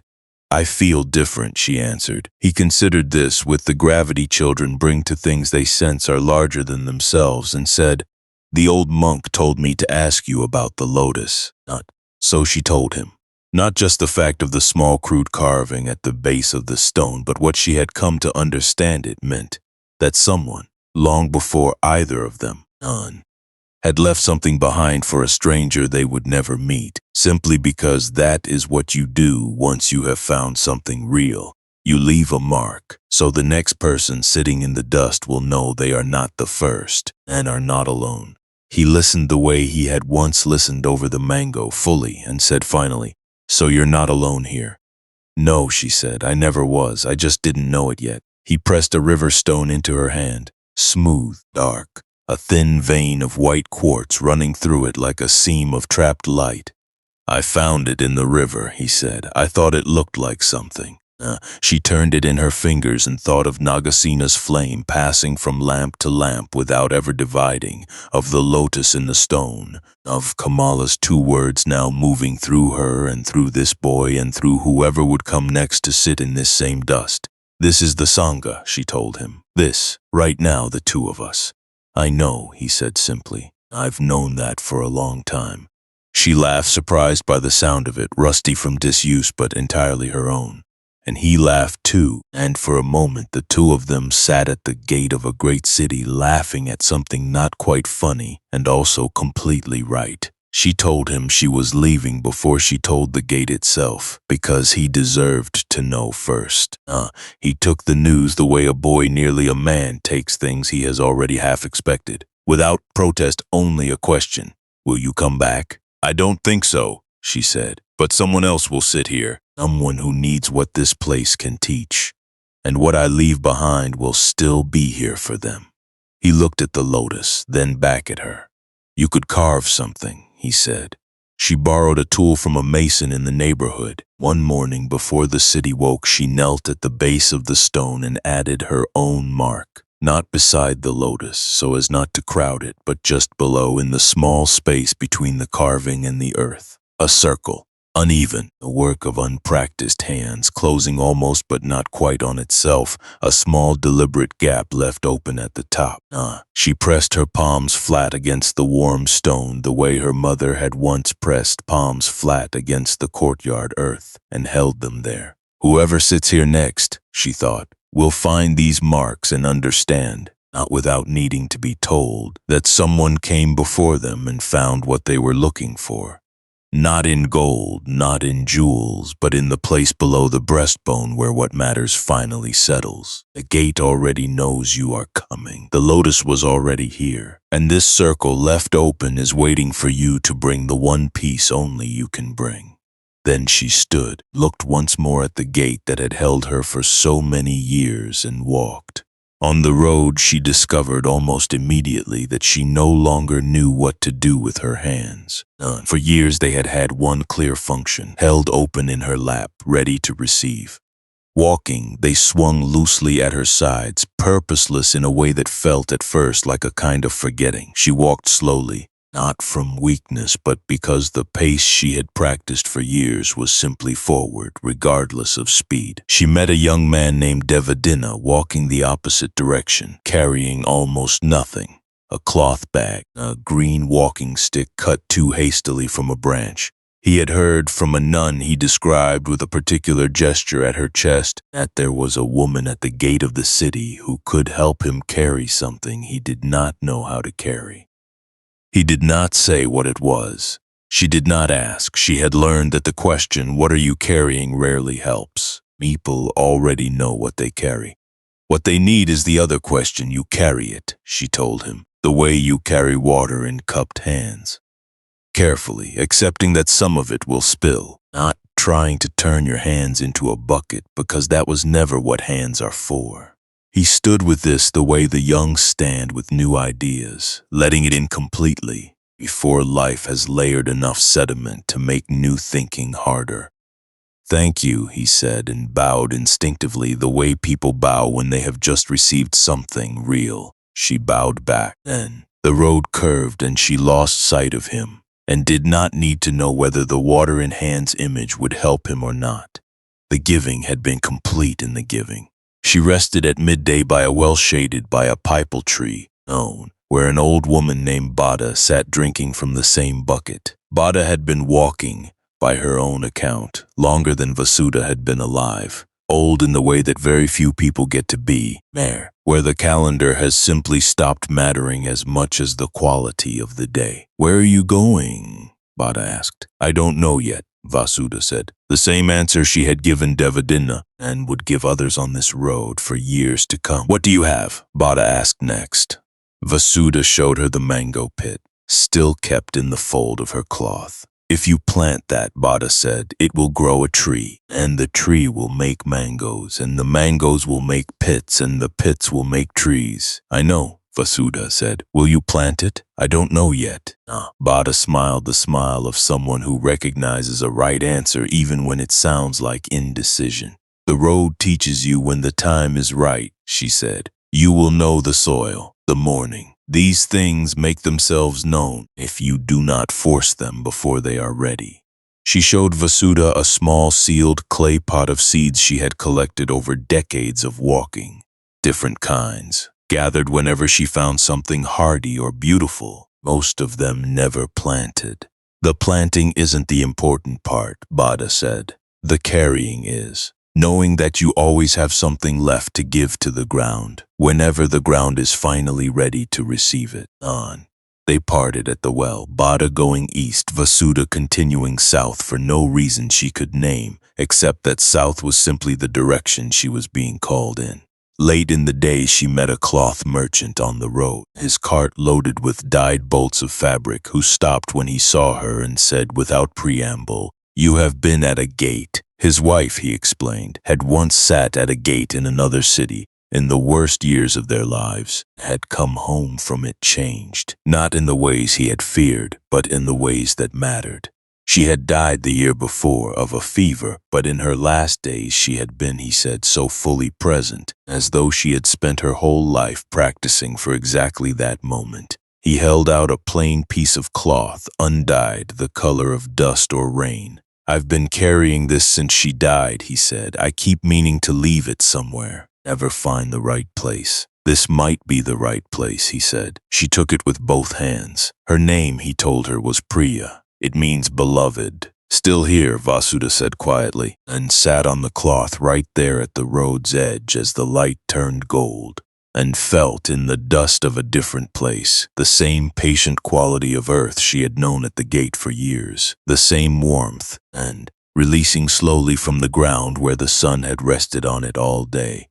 Still here, some days south of where she had received Priya's cloth from the grieving cloth merchant. The sky darkened with unusual speed even for monsoon season, and Vasudha found herself, along with perhaps a dozen other travelers, sheltering under the wide, overhanging roof of a way station built specifically for this purpose. A long, low structure with a thatched roof maintained by a nearby village, precisely because storms on this stretch of road were common enough to require it. And the travelers who gathered there were a merchant caravan moving cloth and spices between two distant cities, 6 men and 2 women, who worked for a senior trader named Gosaka, a broad, weathered man who organized the shelter arrangements with the brisk efficiency of someone who had been caught in many storms before and had stopped finding them remarkable. He glanced at Vasudha when she arrived, noted her plain cloth and her single bag, and simply said, "There is room near the back, away from the drip," without asking who she was or where she was going. The practical hospitality of people whose livelihood depends on roads being survivable for everyone who travels them, not only the wealthy. The storm lasted 3 days. It was not the gentle 3-day rain she would remember years later in a different season, watching the gate at Rajagaha reveal its hidden colors. This storm was violent, the wind tearing at the thatch overhead, the road outside becoming first a stream and then something closer to a shallow river, carrying debris and, once, the body of a goat that none of them recognized and all of them watched pass with the particular silence that death produces even in strangers.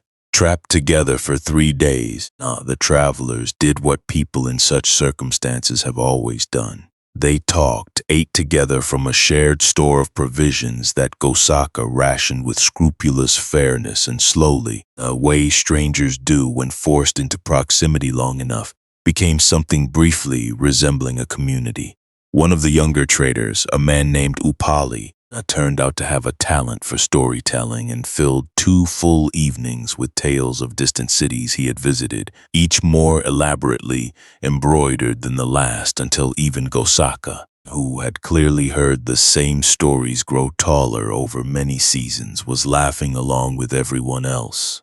Vasudha said little, as was her habit, but she was asked eventually where she had come from and where she was going, and she gave her usual honest answer to the second question, "I don't know yet," which prompted, as it often did, a brief, curious silence before the conversation moved elsewhere.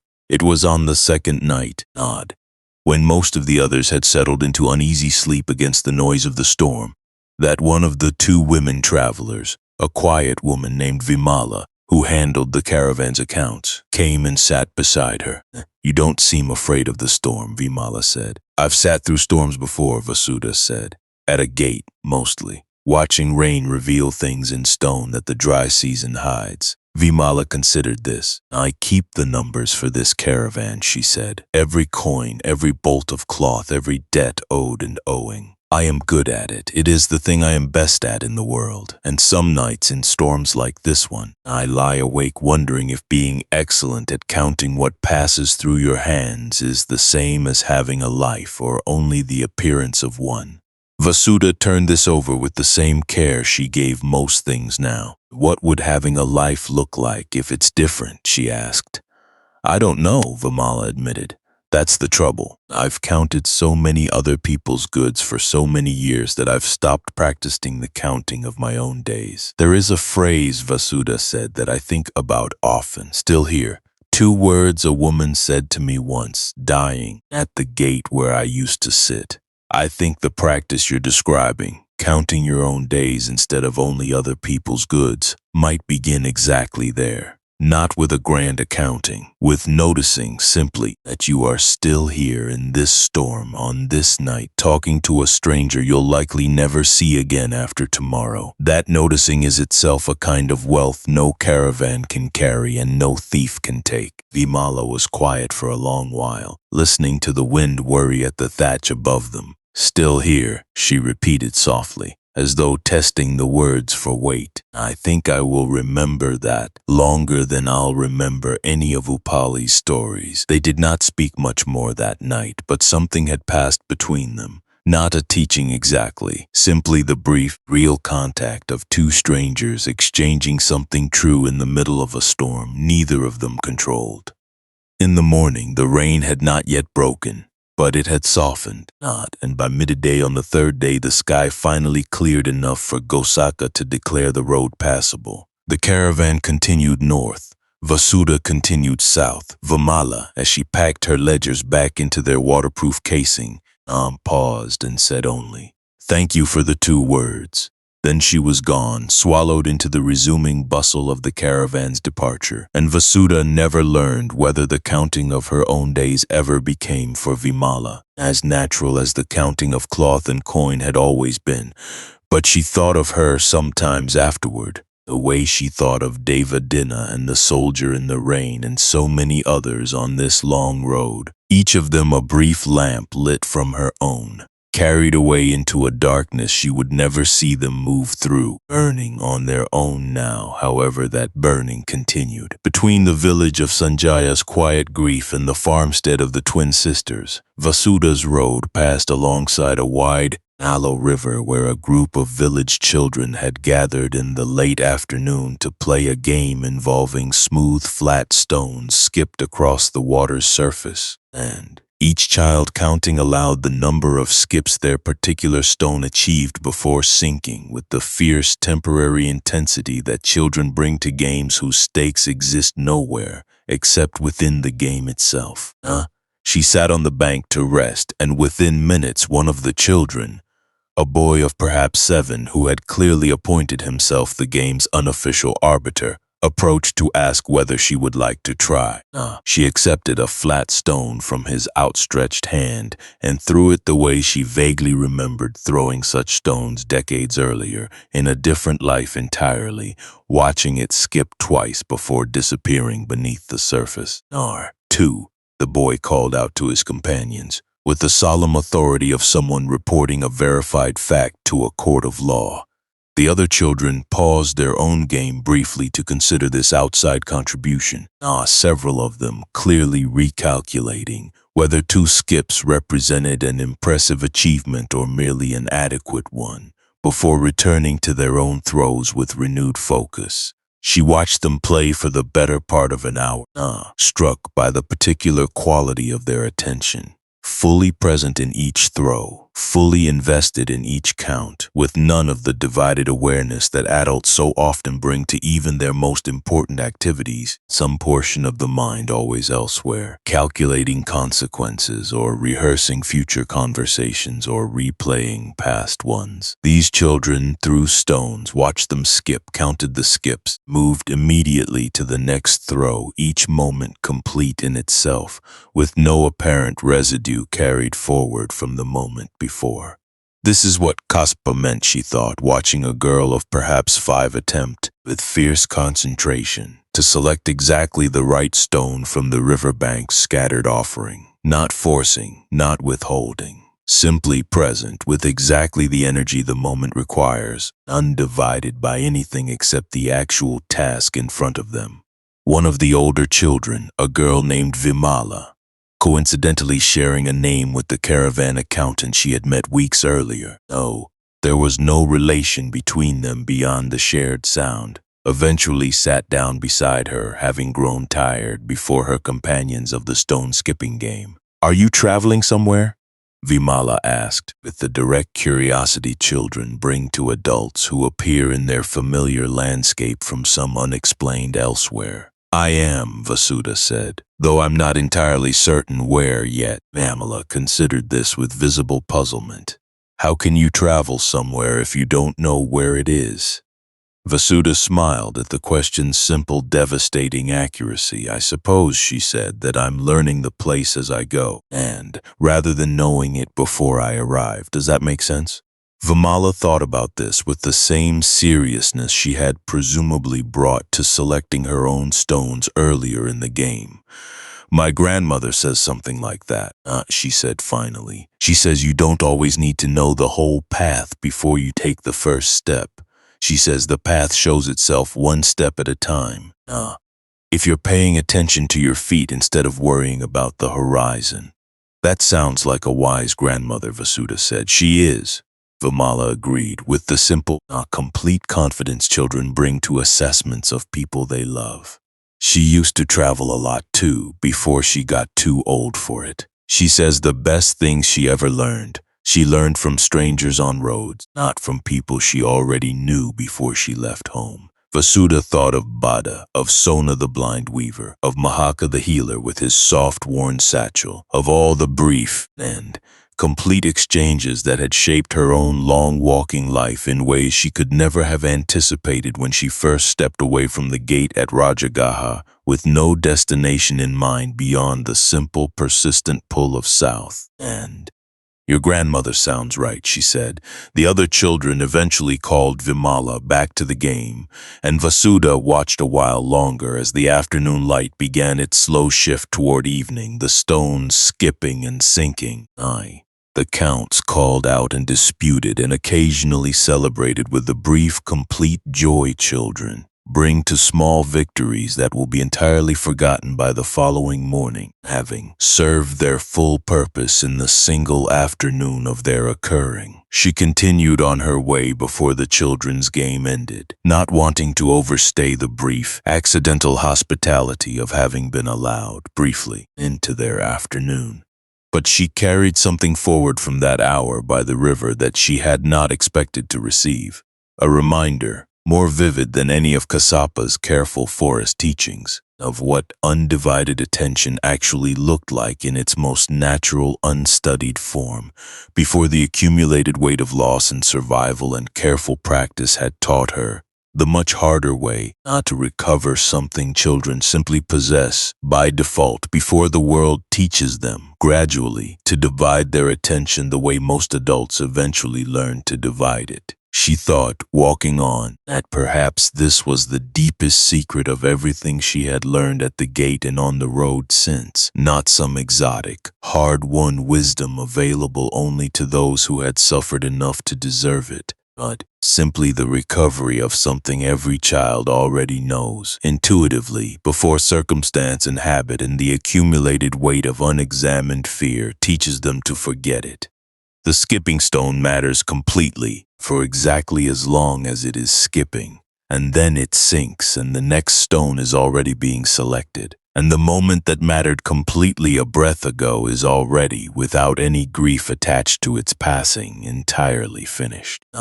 Some weeks after the caravan storm and her brief, true exchange with Vimala the accountant, Vasuda's southward road brought her to a small village built along a slow-moving river, where she stopped for water at a public well and found herself drawn, without quite knowing why, toward a man sitting alone at the river's edge, his posture so completely still that for a moment she mistook him for a carved figure rather than a living person. He did not look up when she approached, though something in the set of his shoulders suggested he was aware of her presence and had simply decided, for reasons of his own, that acknowledging it was not currently within his capacity. She sat down a respectful distance away, the same careful distance Kandala had once kept from her, understanding intuitively that some grief requires space before it can tolerate company. They sat in silence for the better part of an hour, the river moving past them with its own unhurried indifference. Before he finally spoke, his voice rough with disuse in a way that suggested he had not used it in some time. "My son drowned here," he said without preamble, gesturing slightly toward a bend in the river perhaps 30 paces upstream. 2 months ago. He was 11 years old. He was a strong swimmer. Everyone tells me this should not have happened, as though the fact that it happened despite his strength makes it somehow more bearable, when in truth it only makes it more incomprehensible. Vasuda received this the way she had learned to receive all such truths over her years at the gate. Without flinching, without rushing toward comfort, simply present with the enormity of what had been said. "I come here every day," the man continued, his eyes fixed on the bend in the river. "I don't know why. There is nothing here for me except the place where it happened. My wife thinks I am punishing myself by returning. Perhaps she's right. I don't entirely understand my own reasons anymore. What is your name?" Vasuda asked gently, sensing that the question itself, simple as it was, might offer him a small foothold back toward the ordinary business of being addressed as a person rather than only as a vessel of grief. "Sanjaya," he said. "And your son's name?" He flinched slightly at the question, as though it had touched something more raw than the drowning itself. "Vijaya," he said finally, the name emerging with a visible effort. "No one has asked me his name since the funeral rites were completed. Now, everyone speaks around him now, as though saying his name directly might shatter something that is already, in truth, entirely shattered. I think," Vasuda said carefully, "that saying his name might be exactly what helps, rather than what harms. I sat once with a dying woman who said only 2 words before she died. Still, here, I have carried those words for years now, through every kind of loss that has come since. I think the saying of a name, your son's name, spoken aloud to someone willing to hear it, might be a similar kind of still here. Not a denial that he's gone, a refusal to let the fact of his existence be erased along with the fact of his death." Sanjaya was quiet for a long while, his eyes still on the river. "Vijaya," he said again, more steadily this time, as though testing whether the second saying felt different from the first.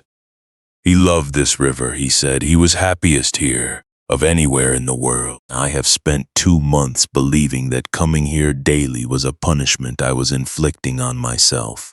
I wonder now if it might be something else.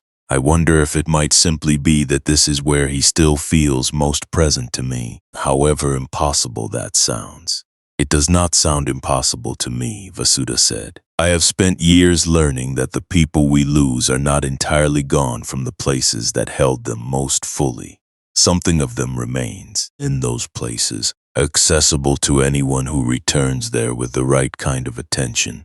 Not as a haunting, not as anything that should frighten you, but as a kind of residue of love, settled into the actual physical world the way warmth settles into stone after a long day of sun." Sanjaya turned to look at her directly for the first time since she had sat down. His eyes red-rimmed, but suddenly, briefly, clearer than they had been. "You speak as though you know this from experience," he said. "Not from teaching, but from having lived it yourself." "I have lost a husband," she said, "a house, A whole life I once had. That ended the way lives sometimes end, suddenly and completely. I do not say this to compare my loss to yours. A husband is not a child, and I would not presume to claim my grief and your grief are the same shape, Almond. I say it only because I think you needed to know that what you're describing, the sense of someone remaining present in a particular place even after they're gone, is not madness or denial. It is something many people who have lost deeply learn to recognize in their own time, in their own way. They sat together as the afternoon shifted slowly toward evening, the river continuing its unhurried progress past the bend where Vijaya had drowned, and gradually, without any dramatic shift, the quality of Sanjaya's silence changed from the brittle stillness of someone barely containing something unbearable to something softer, more porous, the silence of someone finally allowing a small amount of air into a space that had been sealed too tightly for too long. Before she continued on her way the next morning, having spent the night in the village at the invitation of Sanjaya's wife, who seemed cautiously grateful that her husband had finally spoken his son's name aloud to someone after 2 months of silence, Vasudha told him what she had told so many others on this long road, that the carrying of grief, like the carrying of water in cupped hands, required acceptance that some of it would always spill. That the spilling was not failure, but simply the nature of carrying something that large. You will not stop loving him by allowing yourself to also eventually return to your life, she told Anand. The two things are not in competition with each other, however much grief sometimes insists they are. Vijaya's name will still be Vijaya whether you say it in mourning or say it, eventually, in something closer to gratitude for having known him at all, however briefly. Sanjaya walked her partway back toward the main road when she left, an unusual courtesy for a man still so visibly raw with loss. And as they parted, he said, with the particular formality of someone trying to express something too large for casual words, "Thank you for asking his name. I think I will be able to say it more easily now to others when they're ready to hear it." She thought of him often in the seasons that followed, wondering whether he had found his way, gradually, back to some version of an ordinary life that could hold both his grief and his continued living. The way the gate stone at Rajagaha had once held both the day's harsh heat and the evening's gentle release of it, now two seemingly contradictory things existing somehow within the very same unchanging surface. A few days beyond the village where Sanjaya had finally learned to say his drowned son's name aloud again, Vasudha's road brought her past a small farmstead where two elderly twin sisters, identical in face but markedly different in bearing, tended a modest plot of vegetables together with the seamless, wordless coordination of people who have shared every significant moment of an extremely long life.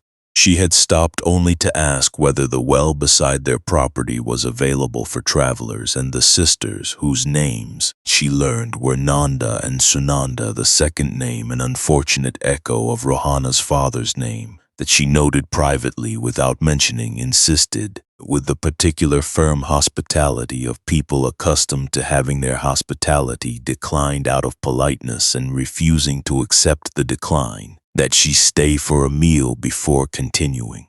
We don't see many travelers on this stretch of road, the more talkative of the two, Nanda, explained as she set out simple bowls of rice and lentils on a low table beneath a spreading tamarind tree. Most people take the main road, which bypasses our farm by half a day's walk.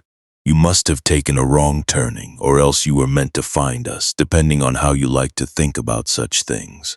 Vasudha, who had indeed taken what she suspected was technically a wrong turning several days earlier, and had simply continued forward rather than retracing her steps, found herself smiling at this framing, recognizing in it something of Bada's earlier insistence that the road teaches you when conditions are right, whether or not you've planned for the teaching. Sunanda, the quieter twin, said little during the meal itself, but Vasudha noticed the particular attentiveness with which she watched her sister refilling Nanda's bowl before it was fully empty, adjusting the angle of the shade cloth above them when the afternoon sun shifted enough to threaten Nanda's eyes, performing 100 small acts of care so thoroughly habitual that neither sister seemed to register them as acts of care at all, simply as the ordinary texture of being twins who had spent 80-some years tending to each other's comfort. "You've been together your whole lives," Vasudha observed, not quite a question. "Since before we were born," Nanda said, with the comfortable humor of someone who has made the same small joke many times across many decades and still finds it satisfying. "We've never been apart longer than a single day. Our husbands, may they rest peacefully, used to complain good-naturedly that they married two women who were really one woman wearing two bodies. We buried them both within a year of each other, 15 years past now, and I think we surprised everyone, including ourselves, by discovering that losing our husbands hurt less than it might have, precisely because we still had each other to hold the grief between us, rather than each of us holding the whole of it alone." Sunanda, breaking her relative's silence, added quietly, "Grief shared is not grief halved, exactly. It is something else, heavier in one sense, because you carry your own grief and witness your sister carrying hers, which is its own kind of weight, but also lighter because you are never, even for a single moment, entirely alone inside it." Vasudha thought of Kamala's two final words, of the strange solitary completeness of that death witnessed by someone who, however present, however attentive, remained fundamentally separate from the dying itself, one body breathing, one not. She thought of how different Kamala's death might have felt had she possessed a twin sister to share its weight, someone who had known her not for the brief years of their acquaintance at the gate, but for the entire unbroken span of an entire shared life. "Do you fear which of you will go first?" Vasudha asked, the question arriving before she had fully decided whether it was appropriate to ask it.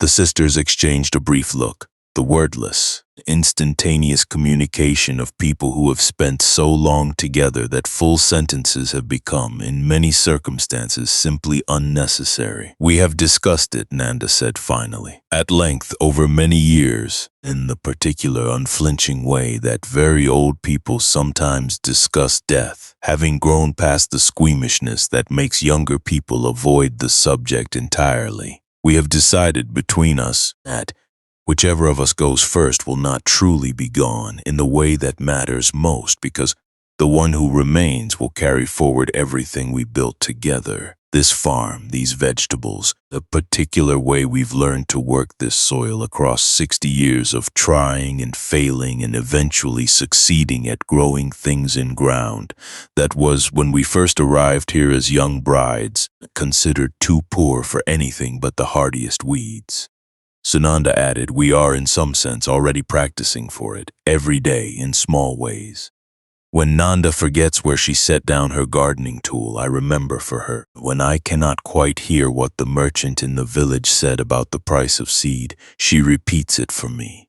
We have been, without quite naming it this way until just now, slowly teaching ourselves how to carry each other's missing pieces, so that whichever of us eventually has to manage without the other present in body, we will have already had decades of practice managing as a kind of single extended self that simply happens, for now, to occupy two separate bodies." Vasudha left the farmstead the following morning, having stayed the night at the sister's insistence, carrying with her a small cloth bundle of dried lentils Nanda had pressed into her hands despite her protests that she could not possibly accept such generosity from people who had so little surplus themselves.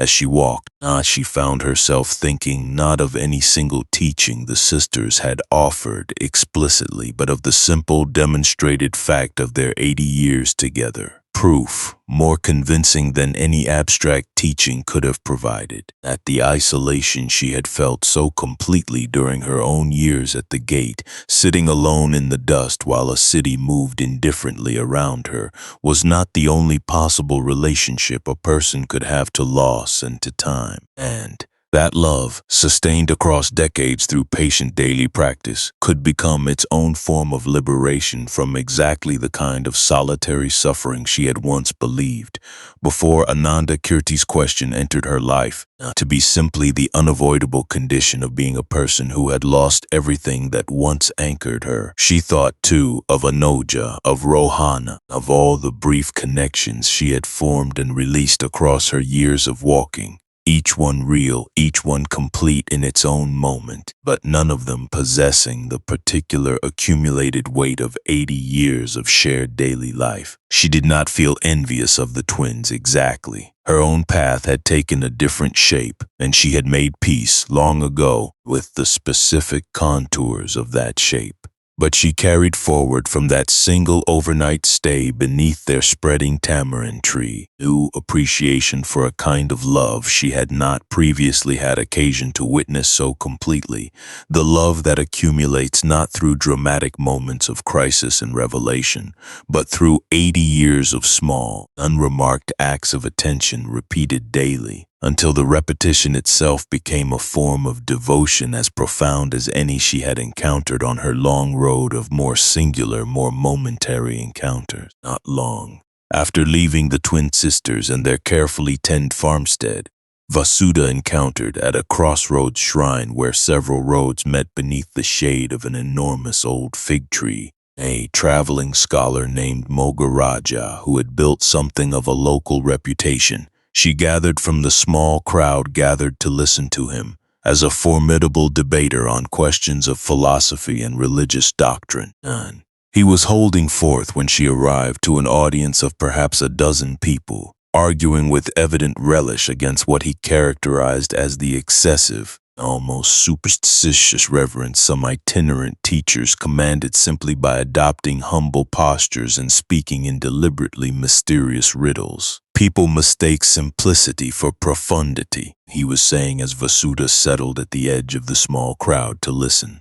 A man sits in the dust, speaks slowly, asks a vague, unanswerable question, and suddenly, everyone around him believes they are in the presence of enlightenment, when in truth they have simply encountered someone clever enough to disguise the absence of any real content behind a performance of stillness. And several in the crowd murmured agreement, while others shifted uncomfortably, perhaps recognizing in his critique an uncomfortable resemblance to teachers they themselves had encountered and found genuinely moving, now suddenly recast as performers rather than sages. Mogaraja's eyes found Vasudha at the edge of the gathering, and something in her bearing, the plain cloth, a worn quality of someone who had clearly spent considerable time in exactly the kind of humble posture he was critiquing, seemed to catch his attention. "You," he said, gesturing toward her with the confident directness of a man accustomed to winning arguments in public. "You have the look of someone who has sat at gates, posing as wise. Tell me honestly, have you ever actually resolved anything through your stillness and your slow speech? Or have you simply learned, as so many of your kind learn, that people will project wisdom onto anyone who refuses to speak plainly and quickly the way the rest of us do?" The crowd turned to look at her with the particular hungry attention crowds reserve for unexpected confrontations, and Vasudha felt for a moment the old reflexive urge to retreat from direct challenge that she had carried since her earliest days at the gate. And then just as quickly felt that urge settle, replaced by something steadier, the accumulated confidence of years spent sitting with exactly this kind of difficult, uninvited scrutiny. "I have sat at a gate, yes," she said, her voice carrying clearly enough for the gathered crowd to hear without strain. "I make no claim to wisdom beyond what I have actually lived, but I will say this. The question is not whether stillness and slow speech automatically produce wisdom. They obviously do not. And I have met plenty of slow-speaking, deliberately mysterious people who had nothing real underneath their performance, exactly as you described. The question is whether the specific person sitting at the specific gate has actually done the difficult, unglamorous work of sitting with their own losses long enough to discover something true on the other side of them, or whether they have simply adopted the outward costume of someone who has, without doing the underlying work the costume implies. Mogaraja raised an eyebrow, visibly intrigued despite himself by an answer that conceded ground to his critique rather than simply defending against it. "And which are you?" "Oh," he asked. "The one who has done the work or the one wearing the costume?"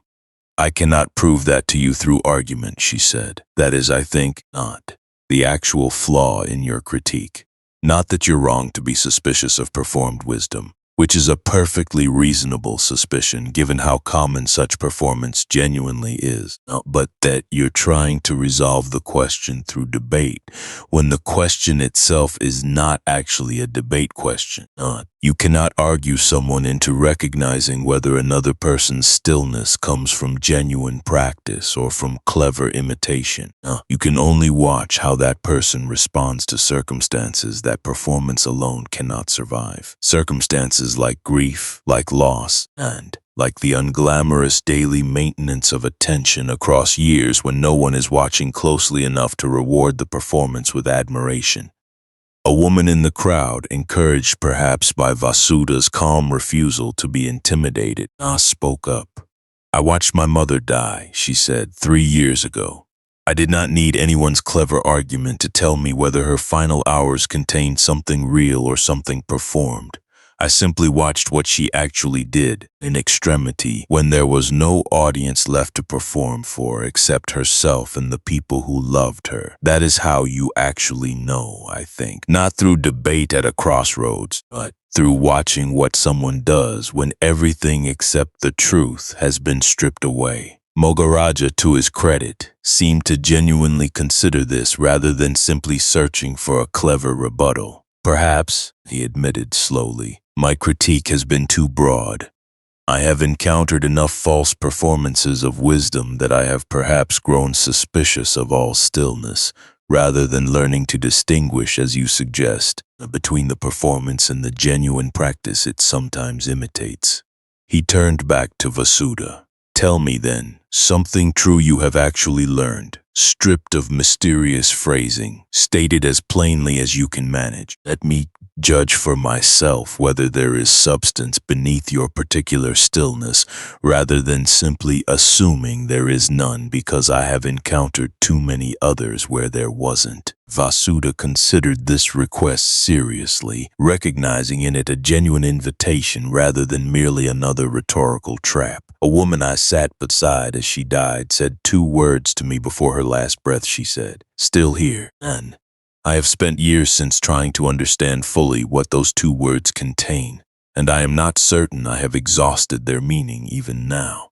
But here is what I currently understand, stated as plainly as I can manage. That the awareness inside each of us, the simple fact of being conscious, of witnessing our own experience as it happens, has never once, in the whole of any person's life, actually been damaged by anything that happens to that person. Circumstances change, bodies age and sicken and eventually fail. Relationships form and end. Wealth accumulates and disperses. But the basic fact of witnessing, of being aware that all of this is happening, remains constant beneath every single one of those changes, untouched by any of them. The same awareness present in a person's first memory and their very last breath. This is not mysterious. It is, I think, simply true, verifiable by anyone willing to actually look closely at their own experience rather than taking my word for it. And once a person genuinely recognizes this, not as a clever phrase to repeat, but as something they have actually verified through their own careful attention, certain kinds of suffering become, if not entirely eliminated, and at least considerably lightened, because the person stops mistaking the changing circumstances of their life for the totality of who they actually are.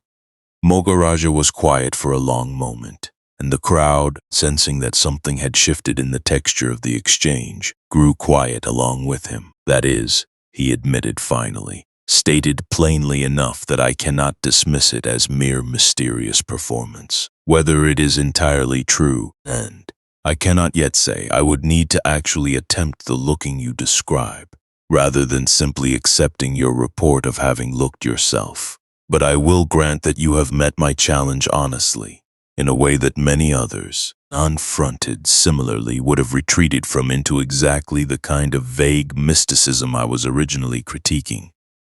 He did not become her follower, nor did their exchange end in any dramatic conversion of the kind that stories sometimes demand. But he did, before the small crowd dispersed, ask her several more questions, careful, probing, genuinely curious rather than merely combative. And by the time she continued on her road that afternoon, she sensed that something in his characteristic suspicion had loosened, just slightly, not into credulous acceptance, but into something more useful. A willingness to actually investigate, through his own direct attention, rather than simply assuming in advance based on prior disappointments. No investigation could possibly yield anything worth finding. She thought of him sometimes in the years that followed, wondering whether he ever did attempt the careful looking she had described, and what he found, if he did, understanding that she would likely never know, the way she would never know the outcomes of so many of the brief, genuine exchanges that had come to define the actual texture of her long walking life. Each one a small lamp lit and then released into a darkness she would never personally witness it illuminating, trusting the way Bada had once taught her to trust, that the conditions for each particular flame's continued burning were not actually hers to manage or even to know about, only hers to offer as completely and honestly as she was able, before continuing on toward whatever came next. In the final stretch of road before Vasuda's path brought her, for the second and final time, to the small monastery where Sarada had once taught her the difference between receiving and giving, she stopped for a night at a roadside inn run by a young widow named Sujata, and whose husband had died 2 years earlier of a sudden illness that had taken him within the span of a single week, leaving her to manage the inn alone with the help of an aging father-in-law, who, by Sujata's own quiet account, contributed more affection than actual labor to the enterprise. Sujata noticed, as innkeepers often do, the particular quality of someone who travels light not from poverty alone, but from some deeper, deliberate simplicity. And she found occasion, while preparing the evening meal, to ask Vasuda directly what had brought her to this stretch of road, traveled mostly by merchants and pilgrims rather than solitary women of no apparent destination. I left a gate I sat at for many years, Vasuda said, and have been walking since, helping where I can, learning what the road has to teach. Sujata considered this while stirring the evening's rice. I inherited this inn, she said, and my husband died. I did not choose it the way you seem to have chosen your walking. Some days I resent the inheritance bitterly. All this work, all this responsibility, simply because I happened to marry a man who happened to own a building beside a road. Other days I am grateful for it, because it gives my hands something necessary to do, which I suspect has kept me from the kind of despair that idleness might have permitted. There is no inheritance you can refuse cleanly, Vasuda said. I did not choose to lose my husband either, the husband I had before my years at the gate. But I came to understand, eventually, that the losing and the choosing were separate questions. I could not choose what happened to me. I could only choose afterward what to do with the person that loss had made of me. And what did you choose? Sujata asked. I chose attention, Vasuda said simply, full attention to whatever arrived without much demanding that it be different from what it was. It took years before that choosing felt like anything other than simple survival, but eventually it became something more, a practice, almost a gift I could offer to others, though I never intended it as a gift when I began. Sujata was quiet for a while, finishing the rice and setting it aside to rest before serving. Perhaps, she said eventually, this inn could become something similar for me. Not despite the inheritance I did not choose, but somehow through it. I have not thought of it this way before. They ate together that evening, joined by Sujata's father-in-law, an old man named Ravata, whose conversation consisted mostly of gentle, rambling stories about his son as a boy, stories Sujata had clearly heard many times before but listened to with patient affection nonetheless, recognizing perhaps that the telling mattered more to Ravata than any actual new information the stories might contain. Before Vasudha left the following morning, Sujata pressed a small parcel of food into her hands for the road ahead, refusing payment for the previous night's lodging with the same firm hospitality the twin sisters had shown weeks earlier. I think I will try what you described, Sujata said as they parted. Full attention to whatever arrives. It seems a small thing to attempt, and perhaps that smallness is exactly why it might actually work, where larger resolutions have failed me before. Vasudha thought of her briefly in the days that followed as she continued toward the monastery and her eventual reunion with Anoja. One more lamp lit from her own flame, carried forward into a life Vasudha would never personally witness unfolding, trusting, as she had learned to trust so many times before, that the giving itself had been complete regardless of what came after it, in places and futures she would never see. On the final stretch of road before her second arrival at Sarada's monastery, walking now as the older woman she had slowly become across so many years of patient travel, Vasudha fell into step briefly with a young traveling merchant named Sita, who was making his first long journey alone, his nervous energy visible in the slightly too quick pace he kept, as though outrunning some private uncertainty about whether he had chosen correctly in leaving his family's established trade route for this newer, less familiar one.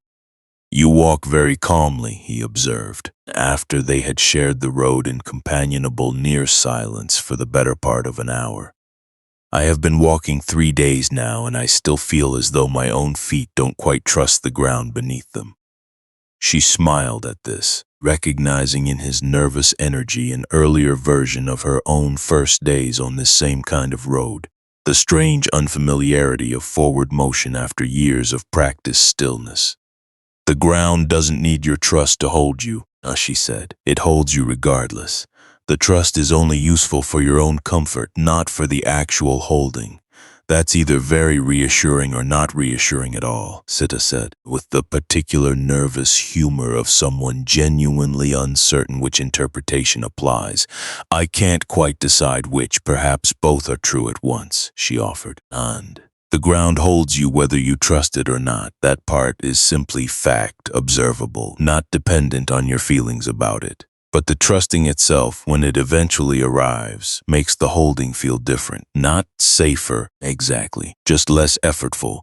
You stop spending energy bracing against a fall that was never actually likely to happen. How long did it take you, she asked, when you first started traveling, to stop bracing? Years, she admitted honestly. Though I think the bracing itself taught me something the trusting alone wouldn't have.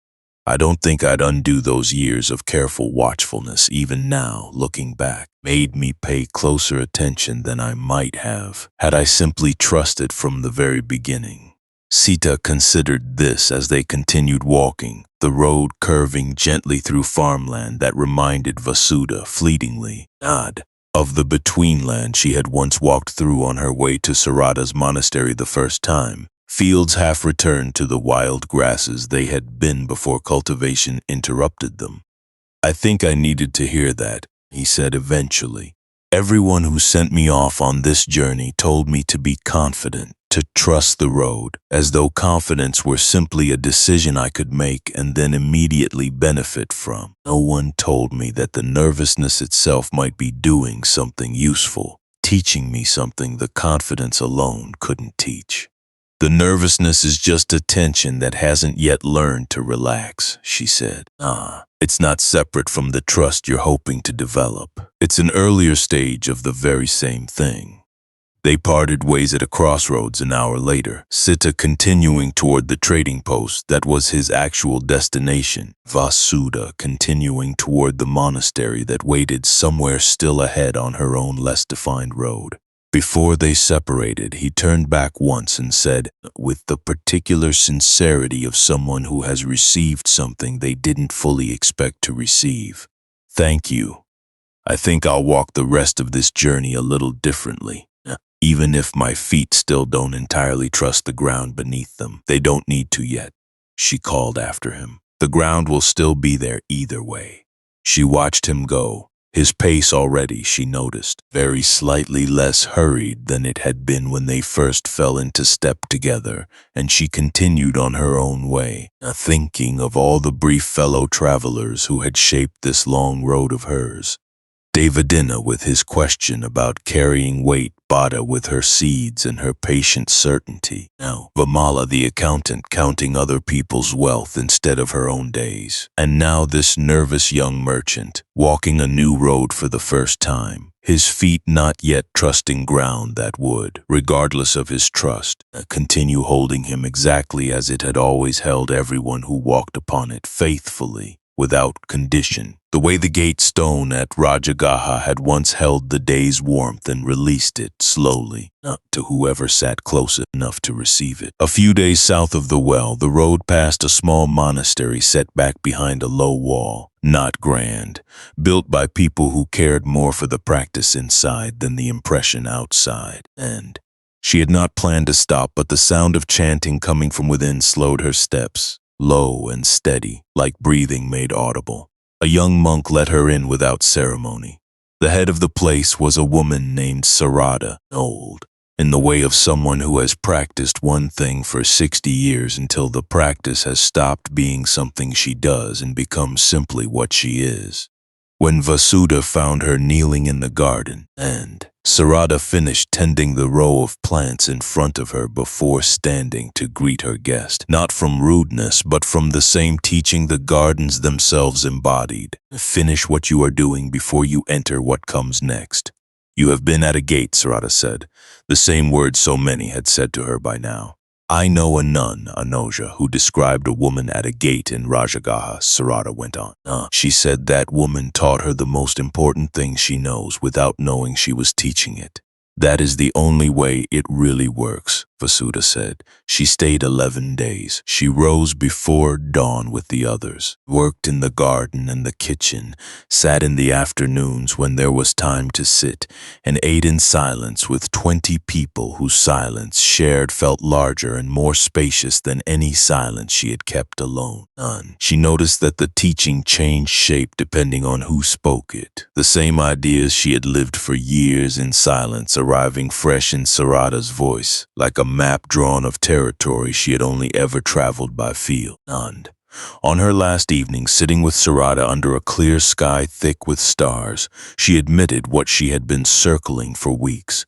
She had left the gate without a plan, and the walking suited her, but she did not yet know what the walking was for.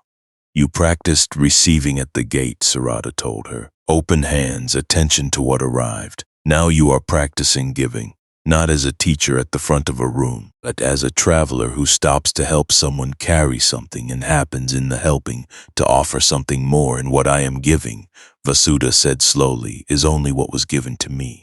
Yes, said Sarada, that is always what we give. We cannot offer what we have not truly received, and what you are offering is not the whole teaching, which is too large for any one person to carry. It is your version of it, your particular lived experience of sitting at a gate with open hands and remaining present through everything that came and went. That is enough, Vasuda said. It is more than enough, Sarada answered. It is everything. She left the next morning. Sarada walked her to the gate, and the two women bowed to each other. Not the bow of teacher and student, but of equals recognizing each other, which is the deepest bow there is. You will find where you are going, Sarada said. I already have, Vasuda answered, meaning not a destination but the walking itself, which she now understood completely. Carry what holds you the way you carry water in your hands, carefully accepting the spilling, moving with exactly the force the shape of things requires. She did not look back at the monastery gate as she walked away. She had learned at another gate that you do not need to look back at what has held you. You carry it forward. It becomes part of how you move. None. Among the novices at Sarada's monastery during Vasuda's 11 days, there was a young man named Tisa who struggled visibly with the discipline of the place in a way the other novices did not. Arriving late to morning sitting, his robes never quite settled correctly, his eyes during meals frequently drifting toward the gate, as though calculating even now the possibility of simply walking back through it and returning to whatever life he had left behind. Vasuda noticed him on her 3rd day, helping in the garden, his hoe moving through the rows with visible irritation rather than the steady attention the other novices brought to the same task. Not approach him directly. She had learned, over years at the gate, that approaching someone's irritation directly often only sharpens it. But she found herself working the row beside his, saying nothing, simply present, the way she had so often been simply present beside strangers whose difficulties she could not solve and had not been asked to solve. After perhaps an hour of this shared, silent labor, Tissa spoke without looking at her. "Are the visitor," he said, "the one Sarada speaks with in the evenings?" "I am," Vasuda said. He worked in silence for a while longer before continuing. "I don't understand why I'm here," he said. "My older brother became a monk 3 years ago and seems entirely at peace with it. My parents expected the same of me. I came because it was expected, not because I wanted it. Every morning I wake up here, I feel more certain that I have made some enormous, irreversible mistake that everyone around me is too polite to mention." Vasuda set down her own hoe and considered this carefully, and, recognizing in his frustration something of Anoja's earlier uncertainty, though shaped by entirely different circumstances, not running toward the unknown direction inward, but having been pushed toward an outward form of practice that did not yet, and perhaps would never, match anything genuine within him. "Have you told Sarada this?" she asked. He laughed, a short, unhappy sound. "None. Tell the head of the monastery that I don't want to be a monk. That seems like exactly the kind of thing that ends badly." Vasuda thought of her own years of silence at the gate, the long practice of receiving without judgment, and she found herself extending the same quality of attention to this frustrated young man that she had once extended to Kamala's failing breath, to Kandala's careful distance, to Anoja's held-back tears. "I think," she said slowly, "that Sarada might surprise you. The teaching, as I understand it from sitting with her these past days, is not actually about forcing a particular shape onto your life. It's about discovering what shape is already true for you and learning to live inside that shape fully rather than fighting against a shape someone else has decided is correct." "But what if the true shape," she asked before he could respond, "is not monastic at all? What if it never was?" Tissa was quiet for a long moment, his hands finally still on the hose handle.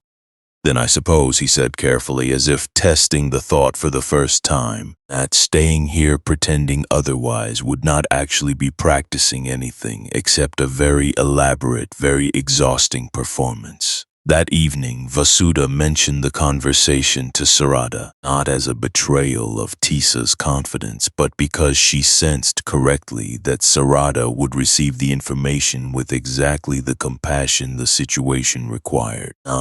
Sarada listened without surprise.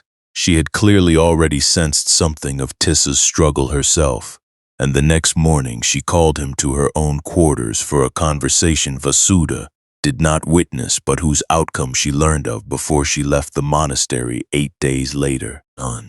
Tissa would be leaving, not in disgrace, not as a failure, but with Sarada's explicit blessing and a small store of provisions for his journey home, and with the gentle teaching offered as he departed that the Dharma does not require a robe to be lived authentically, and that a layperson who attends fully to their own true life is often closer to liberation than a monk who attends only partially to a life he never actually chose. Vasuda thought of this often in the years afterward, whenever she encountered people, and there were many, on the long road she traveled, who had taken on a shape that did not fit them, out of obligation or fear or simple inertia, mistaking the wearing of a particular costume for the achievement of a particular inner state. The lesson Tissa's brief unhappiness had taught her more clearly than any of Sarada's formal teachings was this, that the practice she had stumbled into at the gate all those years ago had never been about becoming a particular kind of person. It had been about becoming, finally and completely, the person she already, underneath everything, actually was. And that this single distinction between performing a shape and inhabiting your own true one explained more of human unhappiness than any other single thing she had encountered in all her years of watching people pass through gates, real and otherwise. Years passed in the way years pass for someone who has stopped counting them with any urgency, not unmarked but unhurried, each season arriving and departing the way the gate's morning light had once arrived and departed, honey-colored and then gone, returning the next day exactly as before and yet never quite the same light twice. Vasudha walked and stopped and walked again through more towns and more seasons than this telling has room to hold. And somewhere in the accumulation of all that walking she became, without quite noticing the transition, an old woman. And it was in this later season of her life that she found herself, by a coincidence that did not feel entirely like coincidence, back on a road that led past the small monastery where Sarada had once told her she was learning to give what she had received. She had not planned to return, but the road simply went that way, and she had learned, decades earlier, not to resist the road's own sense of direction. The monastery had grown since her 11 days there. More buildings, a larger garden, the unmistakable signs of a place that had continued, quietly, to do its work in the world. And, sitting in that garden, kneeling over a row of plants the same way Sarada once had, was a woman whose face, weathered now by years, Vasudha had not witnessed passing. She recognized immediately, despite the decades between them. "Noja," she said. The woman looked up, and for a moment there was only the natural confusion of someone trying to place a face out of its expected context. And then recognition arrived all at once, the way it does when enough time has passed, that the recognizing itself becomes a small joy independent of whatever comes after it. "It's you," Anoja said, rising slowly, her own joints betraying the years as audibly as the soldiers once had in the rain. After all this time, they sat together in the garden, now two old women now, where once there had been a young nun and a woman who had not yet learned to walk away from the gate that held her for so long. Anoja told her, in pieces, what the years had given her. A rise through her order to a position of teaching other teachers, a network of small monasteries she had helped establish across a stretch of countryside larger than either of them. Decades earlier, could have imagined themselves traveling, and in every place she taught, she said, she did the same single thing. She pointed inward, at the place below the breastbone, exactly as she had learned to do sitting in the dust of a gate she had visited only a handful of times in her life and never forgot. "I tell my students about you," Anoja admitted. "Not by name. I never knew if you wanted your name carried that far. But I tell them about a woman at a gate who taught me to know the direction even when I didn't know the destination. I've told that story so many times now that I sometimes forget it happened to me and not to someone else entirely." "That is exactly how it should travel," Vasudha said. "Not as my story, as something true that happened to pass through me on its way to you, and through you on its way to all of them." They talked through the afternoon and into the evening, the way old friends talk who have not seen each other in decades and discover with relief that the years have not erased what was real between them, only deepened it the way the gate stone's colors had deepened in monsoon rain. "No." Anoja asked, eventually, whether Vasudha had ever planted the mango pit she remembered her once carrying. Vasuda reached into the fold of her cloth, the same gesture, performed now for so many decades it had become entirely unconscious, and produced it. Still there, still smooth, still dry, still unplanted. Why not? Anoja asked, the same question Bada had asked so many years before. I think, and Vasuda said slowly, working out the answer even as she spoke it, that I understood a long time ago that the carrying was never separate from the practice. I didn't need to plant it to prove anything to myself. A pit has been a question I've carried my whole life, the same way the question Ananda Kirti asked me has been a question I've carried my whole life. Some questions aren't meant to be answered and closed. They're meant to be carried gently for as long as you're given to carry them. Anoja nodded slowly, the gesture of someone receiving a final teaching from a friend she understood she might not see again. Will you stay? She asked. There's room here. There's always been room here.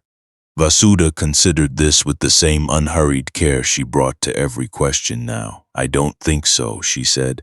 But I'm glad the road brought me back just this once, to see what grew from what you carried away from that gate all those years ago.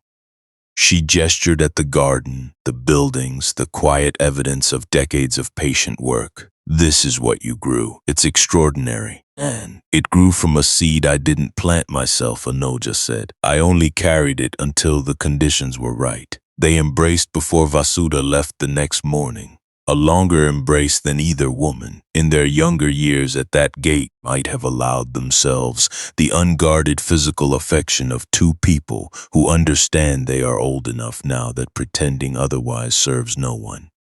Anoja stood at the monastery gate and watched her walk away down the road, the way Rohana had once watched her walk away from a different gate, decades before, and the way Sarada had watched her from yet another gate before that. Vasuda did not look back. She had learned so many years ago now that the learning had become simply who she was, that you do not need to look back at what has held you. You carry it forward. It becomes part of how you walk, and she walked on, an old woman now on a road that had been, in one form or another, the whole of her life since the morning she first rose from the dust of a gate in a city called Rajagaha, carrying a mango pit she would likely never plant, a piece of cloth that had once belonged to a woman named Priya, and a question that had never needed answering, so much as carrying gently for as long as she was given to carry it. Years later, a woman with a sleeping child arrived at the gate of the city she had once called home, having been told by a stranger on the road from another city that if she ever found herself in this place and needed help, she should look for a woman who sat there with open hands. She found instead a young man, no longer quite a boy, sitting where the woman used to sit, Rohana, grown now into someone whose customers noticed something in they could not name, a particular quality of attention that made ordinary transactions feel, briefly, like something more. She was here, he told the traveler, for a long time.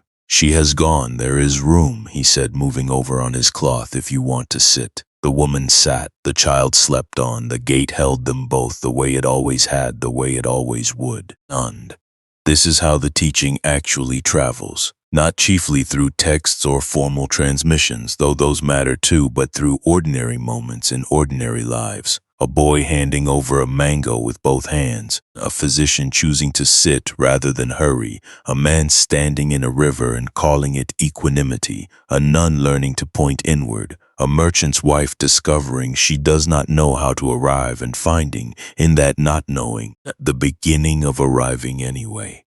It travels the way Kamala's two words traveled, through Vasuda, through Kandala, through Rohana, through a woman from another city whose name we will never know, carried forward the way a flame is carried, never divided, never diminished, only given again and again to whatever lamp is ready to receive it. You have been listening to all of this in your own kind of dust, at your own kind of gate, the threshold between waking and the sleep that is now close. You do not need to remember the names or the Pali words or which event happened before which. None of that was ever really the point. None. What you will carry forward is simpler than any of it. The felt sense of having sat for a while, and beside someone who lost everything and found the one thing that could not be lost.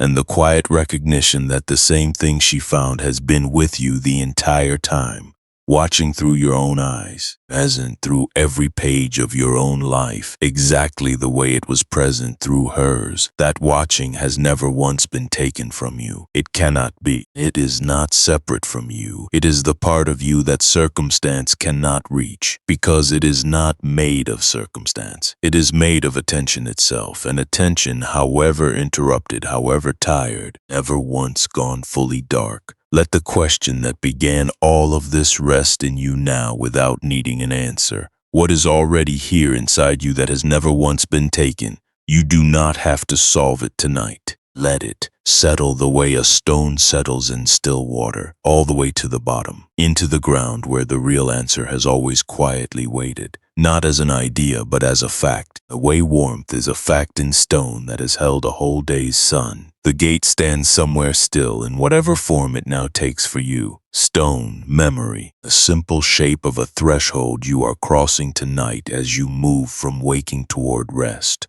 The light will find it again tomorrow, honey-colored, turning it briefly luminous before the ordinary business of the day resumes. And you will be breathing along with it the way you always have, the way you always will. Let your body be heavy now. Let the day be finished. It was what it was, enough or not quite enough, and it does not need your management any longer. Let tomorrow wait where it is. It will arrive on its own and find you with everything you actually need to meet it.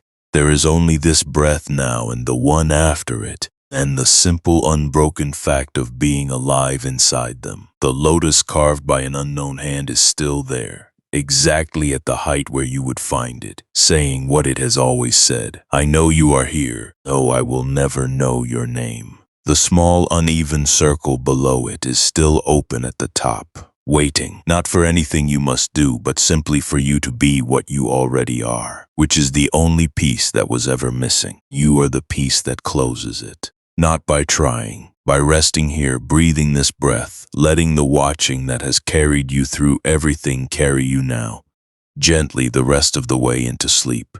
Still here. Good night.